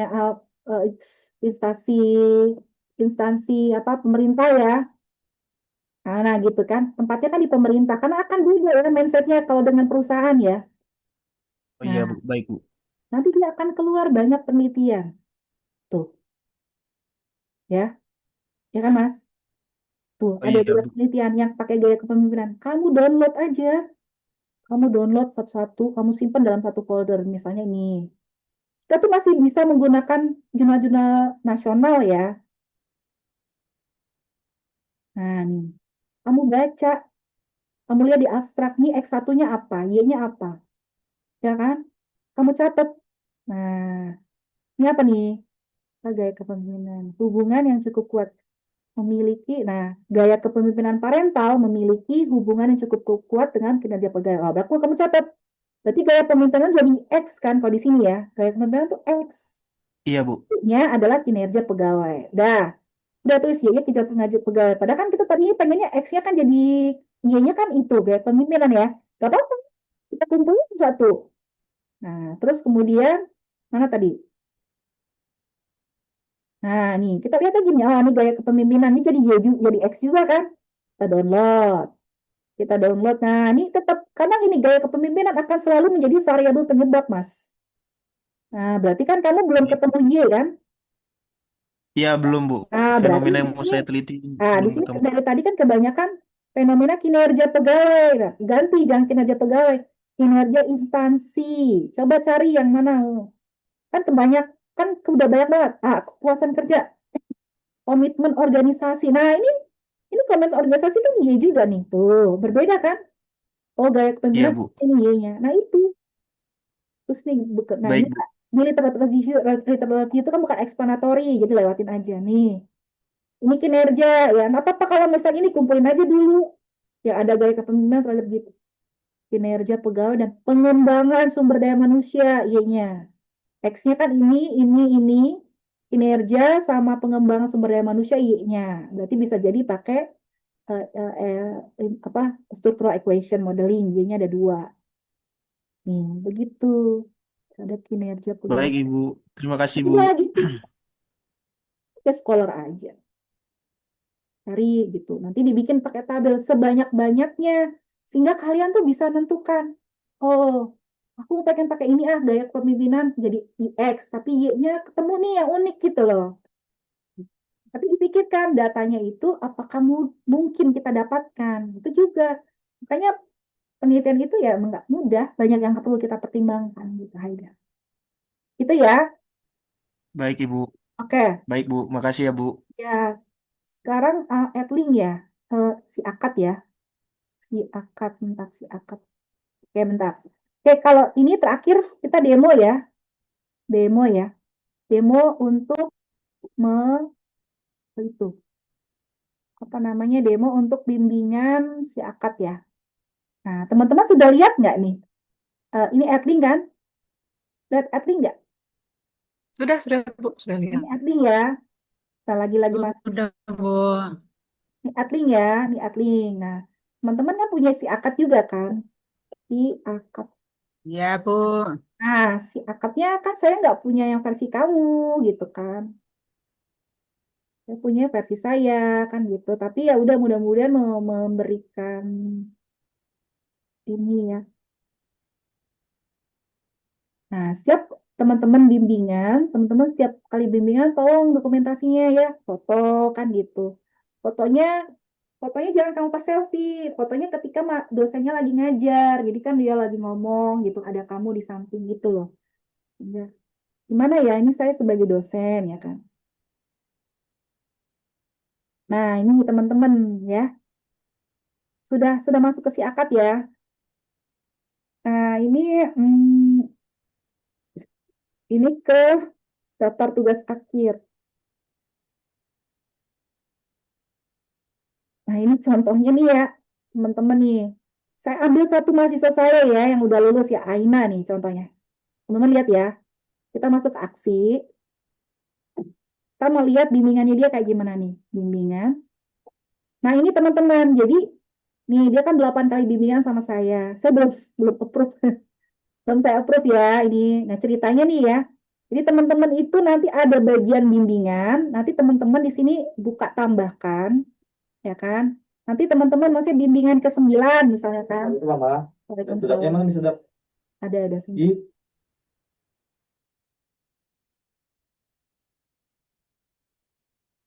Nah, nih teman-teman tambahkan, kemudian masuk misalnya bimbingan ke-9 ya kan. Dosen pembimbingnya kita tanggal bimbingan ke tanggal berapa kan gitu. Sehari ini kan topik bimbingannya tentang apa? Misalnya sosialisasi. Sasi. Simpan. Nah, yakin? Oke, kita kembali ke daftar. Nah, nambah ini nih tuh penelitian ke-9 ya kan? Gitu kan? Nah, terus kemudian ini di sini teman-teman, ini bikin ininya teman-teman, edit ya. Bikin penjelasannya deskripsinya di sini. Oh, sosialisasi berarti menjelaskan tentang pembagian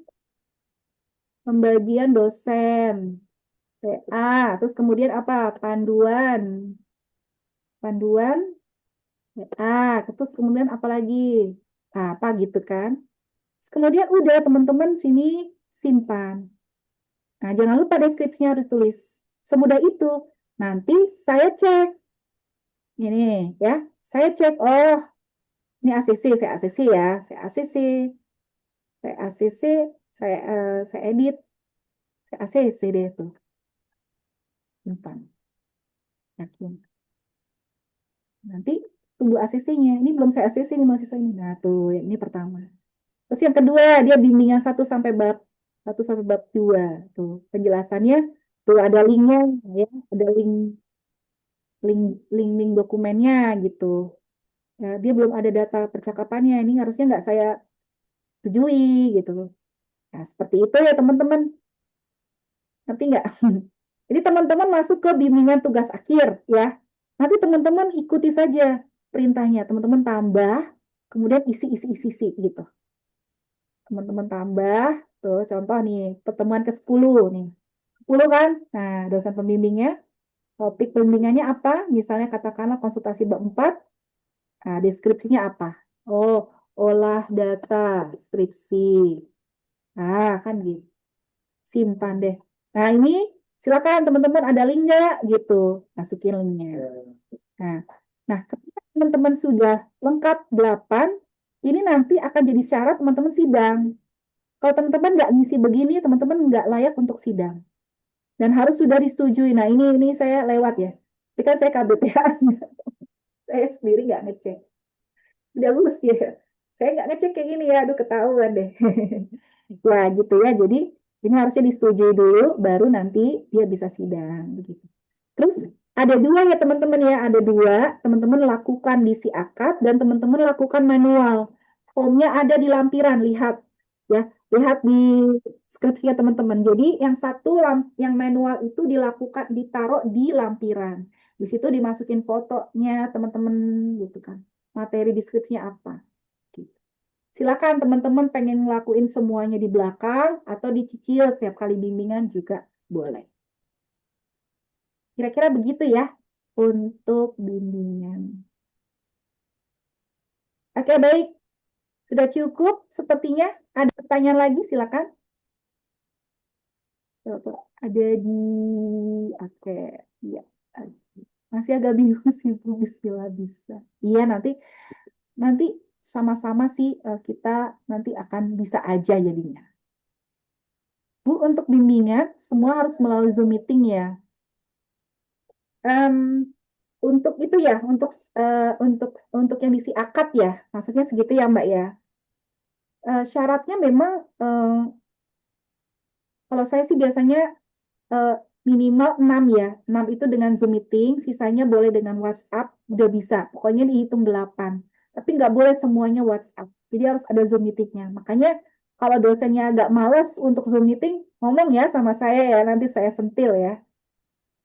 Terus bimbingan dengan menggunakan Zoom meeting, karena di situ kalian bisa diinikan gitu.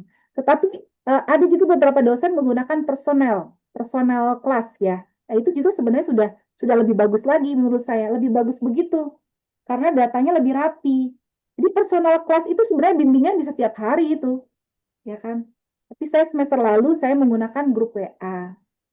Nah, karena memang dia tuh udah pengen ujian, nggak sempat 8 kali. Nah, saya suruh dia untuk daftar, baru 6 kali. Daftar, terus 2 kalinya itu screenshot dari chat, dia daftar. Dapat kan untuk jadwal sidang. Nah, setelah dapat jadwal sidang, dia kan 2 kali bimbingan sama saya. Jadi setelah daftar, dia 2 kali bimbingan sama saya. Biasanya saya akan ajarkan one-on-one ya. Persiapan, saya akan ajarkan, yang satunya saya akan perbaikin semuanya, saya akan cek full dari awal sampai akhir. Terus bimbingan yang kedua adalah latihan untuk presentasi. Jadi kan 8 juga. Gitu. Tapi kan untuk syarat awal kan belum sampai 8. Jadi saya tambahin pakai screenshot. Ya, izin Bu, si akad saya belum ada nama dosen pembimbing sehingga belum bisa diinput. Apalagi. Mas Kusnul, saya mau tanya, minggu ini kamu kamu dapat dosen pembimbing kapan? Kan baru minggu ini kan, Mas. Sedangkan kan masih belum confirm semuanya. Ya kita kan selesai dulu ya periode pengumuman, baru kita masukin satu-satu. 1172 itu suatu angka yang besar ya untuk bisa si akad itu terdata gitu. Dan pengalaman saya yang kemarin sekitar 500 sekian, itu aja 1 bulan belum keisi. Jadi ya menunggu. Makanya kalau misalnya kamu udah bimbingan, dikumpulin aja data bimbingannya. Nanti setelah mungkin beberapa waktu sudah selesai, sudah terdata, langsung dimasukin. Ya, jadi santai aja, udah dapat pembimbing itu pasti akan ada masuk ke si akad. Nggak usah ngejar-ngejar kayak seperti punya hutang, nggak usah kayak gitu. Ya, nanti tetap pasti kalian akan dapat. Makanya ketika belum ada, kita harus pikirin caranya. Oh udah kita simpan dulu lah, nanti ketika si akad kita udah ada, baru kita masukin. Ya, sesimpel itu ya. Ibu ketika sudah ada topik, masalah yang kita ingin teliti, akan mengalami kesulitan dalam menemukan penelitian terdahulu yang spesifik seperti yang hendak kita teliti. Misalnya, apakah sebaiknya dilanjutkan karena itu dianggap sebagai riset gap atau ganti topik? Iya. Jadi kalau spesifik mungkin tidak mungkin ada. Contoh misalnya di instansi kamu gitu kan, spesifik gitu loh. Ada nggak penelitian yang di instansi kamu atau di kota itu gitu kan? Atau yang spesifik X1, X2, X3 nggak kayak gitu. Memang nggak ada yang plek-plek penelitian itu.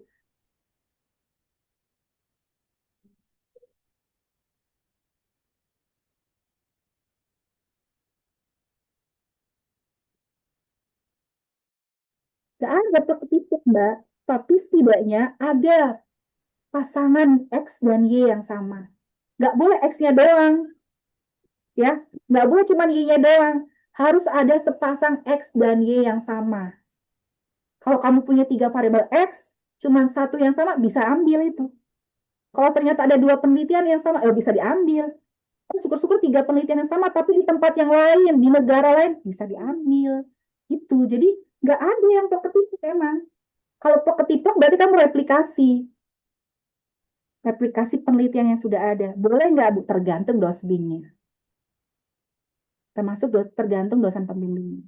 Kalau dalam penelitian keuangan nih, penelitian saya, itu replikasi nggak apa-apa. Tapi tahun periodenya kan berubah.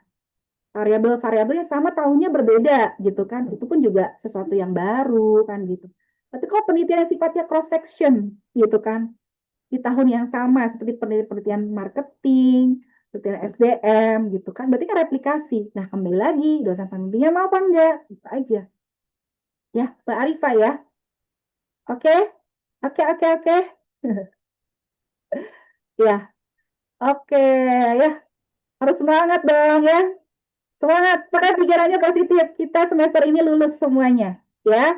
Kamu di dalam pikiran kamu sudah doa kamu selalu ya Tuhan gitu. Saya lulus semester ini, ya. Saya akan bisa sidang semester ini, ya.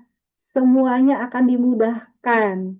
Lakukan hal-hal positif, ya. Amin. Banyak membantu teman, sedekahnya Amin. diberikan nanti akan dimudahkan. Itu yang Ibu lakukan, Ibu yang sudah merasakan. Ya. Mungkin kalian ada beberapa yang sudah tahu cerita Ibu seperti apa. Ibu 2020, Ibu cancer survivor. Siapa yang sudah tahu cerita Ibu? Ibu cancer survivor, Ibu di kemoterapi, Ibu dioperasi, Ibu palanya botak. Ibu kena, ya qadarullah ya Allah kasih. Ibu penyakit. Ya. Di tahun 2021, Ibu ngomong sama suami Ibu, kalau memangnya Ibu itu mungkin tidak bisa bertahan, boleh dong satu keinginan terakhir saya pengen mewujudkan cita-cita saya dengan saya kuliah S3. Suami nggak ngasih, karena gila aja habis di kemo mau kuliah lagi gitu kan. Tapi nggak tahu kenapa gitu ya, saya minta terus akhirnya dikasih gitu. Di perjalanan, alhamdulillah semua baik-baik aja, saya malah sehat, saya merasa terisi ya. Dengan saya kuliah itu juga saya sehat, saya tidak stres. Kan orang bilang kuliah S3 itu stres stres iya gitu, tapi kok saya terisi gitu kan. Saya happy, saya bahagia. Di awal saya masuk gitu kan, saya pakai filter, nggak kelihatan muka saya botak, ya kan? Nggak kelihatan muka saya muka bulan ya. Saya pakai filter gitu. Pokoknya saya dandan yang cantik. Orang nggak tahu kalau saya itu meeting Zoom kan waktu itu kan tahun 2021 masih masih COVID ya kan. Jadi kita nggak ada offline gitu kan. Nah itu beruntungnya saya kenapa saya mau kuliah gitu offline online kan. Sekarang sudah offline kuliahnya. Jadi nggak ada yang tahu saya meeting online itu, Vicon itu ya, itu tangan saya dimasukin cairan kemoterapi dan saya di rumah sakit. Saya pakai background yang cantik-cantik gitu kan. Jadi nggak kelihatan saya happy aja bawaannya gitu. Nggak tahu kenapa selalu saya dipercaya jadi ketua kelas gitu. Karena mungkin saya selalu semangat gitu kelihatannya ya. Selalu bisa diandalkan untuk mengerjakan segala sesuatu. Padahal dia nggak tahu kondisi saya seperti apa kan gitu. Nah, dalam pertama kali saya masuk gitu kan. Padahal kan saya nggak linear ya. S1 saya matematika, S2 statistik, S3 saya manajemen keuangan. Saya udah berdoa sama Tuhan. Ya Allah, saya pengen lulus tahun 2024, bulan Maret gitu. Saya pengen 5 semester doang selesai. S3 5 semester. Ya Allah pengen banget gitu.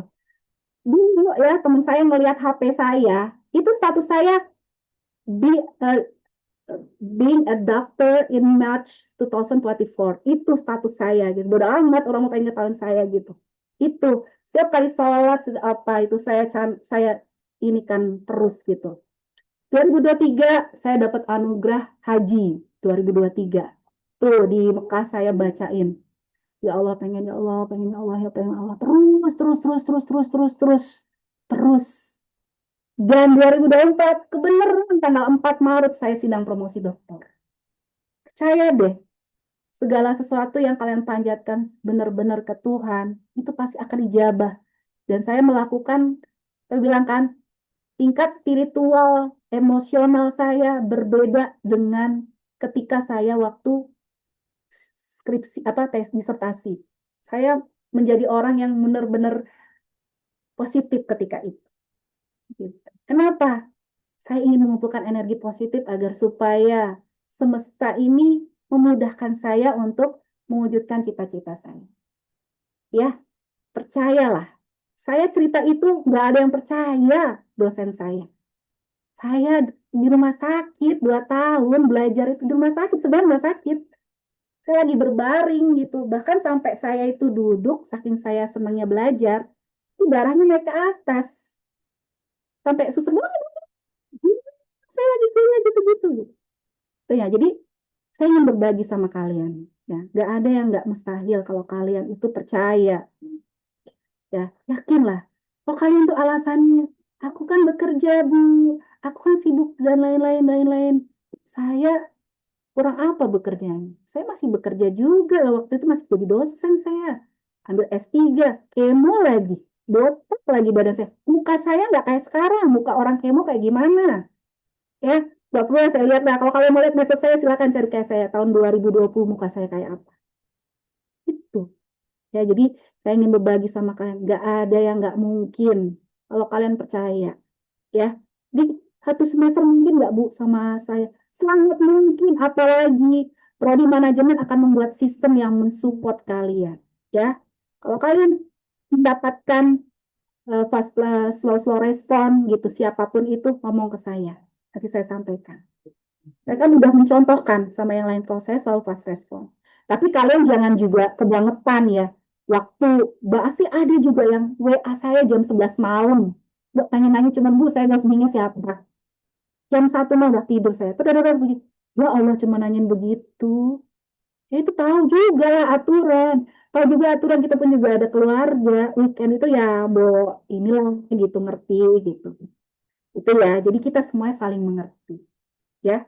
Dipercaya ya, percaya sama diri sendiri, percaya juga dengan dosen-dosen kalau kita memang benar-benar ingin kalian itu sukses di semester ini.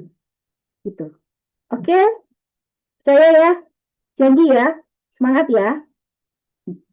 Ya, Bu. Baik. Kita foto bersama dulu teman-teman sebagai penutup. Silakan foto bersama dibuka dong. Yuk, kita abadikan yuk. Oke, diabadikan. Ada berapa slide? Cuman dua doang. Dua halaman. Nggak apa-apa. Lagi liburan kan ya. Oke, kita gaya happy ya. Yuk, 3, 2, 1. Sebentar, wait. Ya. Oke, ya. Yang kedua, ayo, yang kedua dibuka. Gimana ya? Sukses gimana sukses? Sukses gimana sukses? Sukses ya, sukses. Oke, kita sukses ya. Sukses TA-nya. Oke ya. Oke, yang terakhir sukses TA-nya. Oke, baik. Baik. Sepertinya sudah cukup ya mungkin arahan dari saya. Ini sekarang kita silakan kalian bimbingan sama dosennya itu yang bagus berkomunikasinya ya. Tolong jangan bikin masalah karena ada slide sama dosen itu nggak enak banget gitu kan ya. Jangan berganti dosen pembimbing karena nanti juga pengujinya dia juga. Ya kan nggak enak kan. Jadi tolong kalian di sini yang butuh jadi kalian harus bisa menyesuaikan ya. Apapun itu karakter dosen, kalian harus bisa menyesuaikan, ya. Jadi kalau ada apa-apa, jangan kalian meng-email, mengontak hal-hal yang sifatnya sebenarnya harusnya bisa diselesaikan di dalam dulu, ya. Kalian melaporkan ke saya, jangan kalian tiba-tiba ngadu sama Warek, ngadu sama itu, salah, ya. Selesaikan dulu, ya. Tabayun dulu, ibu akan memediasi. Pesan ibu seperti itu. Jadi jangan loncatin ibu gitu ya. Aduin semua ke ibu kalau ada hal-hal yang kurang sesuai gitu. Nanti kita mediasi, kita cari titik temu. Ibu harap baik-baik aja ya untuk semester ini tidak ada kejadian macam-macam ya. Kalian komit gitu bimbingan, kemudian sidang ya.